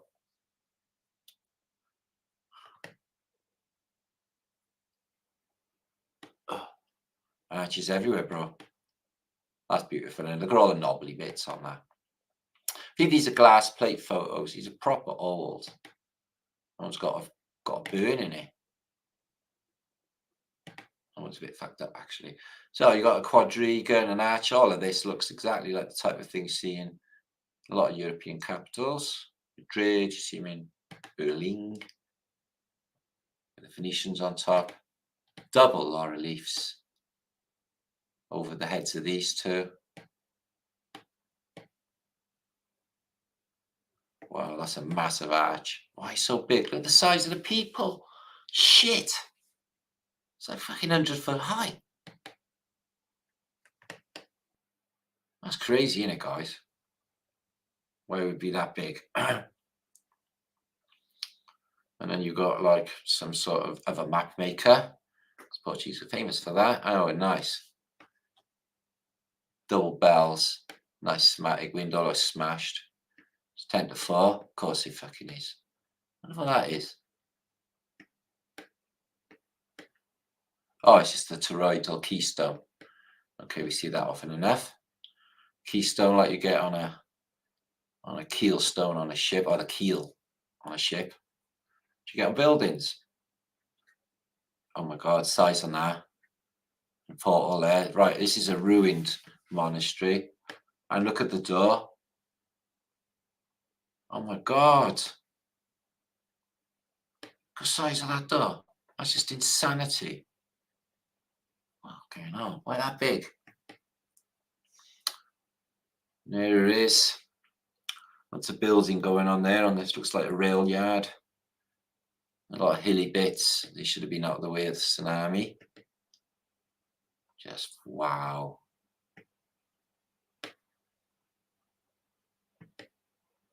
Crazy, crazy architecture. Seen and vaulted. Went in a nice little church yesterday to get a little buzz on. If you go in there, you get a little bit energized just by the building itself. Nothing to do with having to pray on, I think. Although I do enjoy Christian windows, etc. Rose windows, all that. I love all that. because there's a code there, puzzle that I'm decoding. So I find it super interesting. That's Moors in Portugal. So the Moors set up the first universities in Europe in like a couple of Spanish cities. I don't know if they did in Portugal, but they definitely had a presence there, as you can see. Just beautiful. Oh, that's definitely the Moors. Okay. Huge doors again. Huge portals. All of these. I think this is 1, 2, 3, 4, 5, 6, 7. Always 7. I think that's something to do with the dome. The one that's above us, I mean. Elevator. So we had a high-rise sky. Did that exist? Yeah. Wow. Look at that shit. Sky elevator. Wow, it's way above the buildings. Oh, I'm gonna have to search for some photographs of that as soon as I get off. So there's nothing outside that except for mud and crap. Panorama of Lisbon. Okay, well, we're coming to an end. I'm going to give you all a shout in a minute, guys. Come in and make sure to share this out if you would. Thank you, Marianne. There's amazing photos this week. We've got some really juicy stuff. Hope you enjoyed the content for this week, and some of the evidence is that the Tartarians and the Phoenicians were indeed occupying and living in buildings in America in the past. So this is beautiful. Horseshoe doors, 2 of them interlocking. Not seen that before either. Wow, it's really nice. Just wonder what's coming through them chimneys. I know smoke, but I wonder what they're burning. So Maki Frontamare, whatever. Wow, look at that thing. Aerials, castle thing. That's up on the hill, isn't it? And there's some Portuguese people's marketing. A little bit like Mexicans. Wow, look at that. Wobbly column. Shit. That's antiquitech. Never seen anything like that either. Lots of new things for thine eyes. Okay, that's my images of them. I don't think I could do any more sharing today. Do stuff, get my shit together. Okay. There I am, 484 of you still watching. I've managed to retain all of you for 3 hours. So I'm really pleased that all of you spend your time to be keep the positive vibrations going, have a bit of a giggle, and learn together. Why not? Why waste the internet, eh? Let's do good things with it. Okay, thank you, Beth. Let's have a drink. Okay, I enjoyed that. I do love a Flaterday. Thanks, Bugman. Thanks, Sam. Thanks, Gregory. Thank everybody who's been here. Don't stop. I got to admit, like 3 hours talking. I had a really busy week and I'm really properly tired. I mean, tired. Life tired. So I need to get my shit together and rest. TW, Tatarian, Baranova, JR, Tomcat, Shelly Mia, Paul Case, and only Lisbon here. There's so much more in other places. Yeah, but I can't show them all in one post. I have got more stuff, but I haven't got time. Thank you in Oklahoma, Bearing, John, Biv. Okay. Thanks, guys. Thanks for being here. Thanks for enjoying yourselves, talking happily with one another, keeping it real. One more quarter, Ripple. Good to see you. Joel, thank you for your input as well. Thanks for thanking me. And everybody.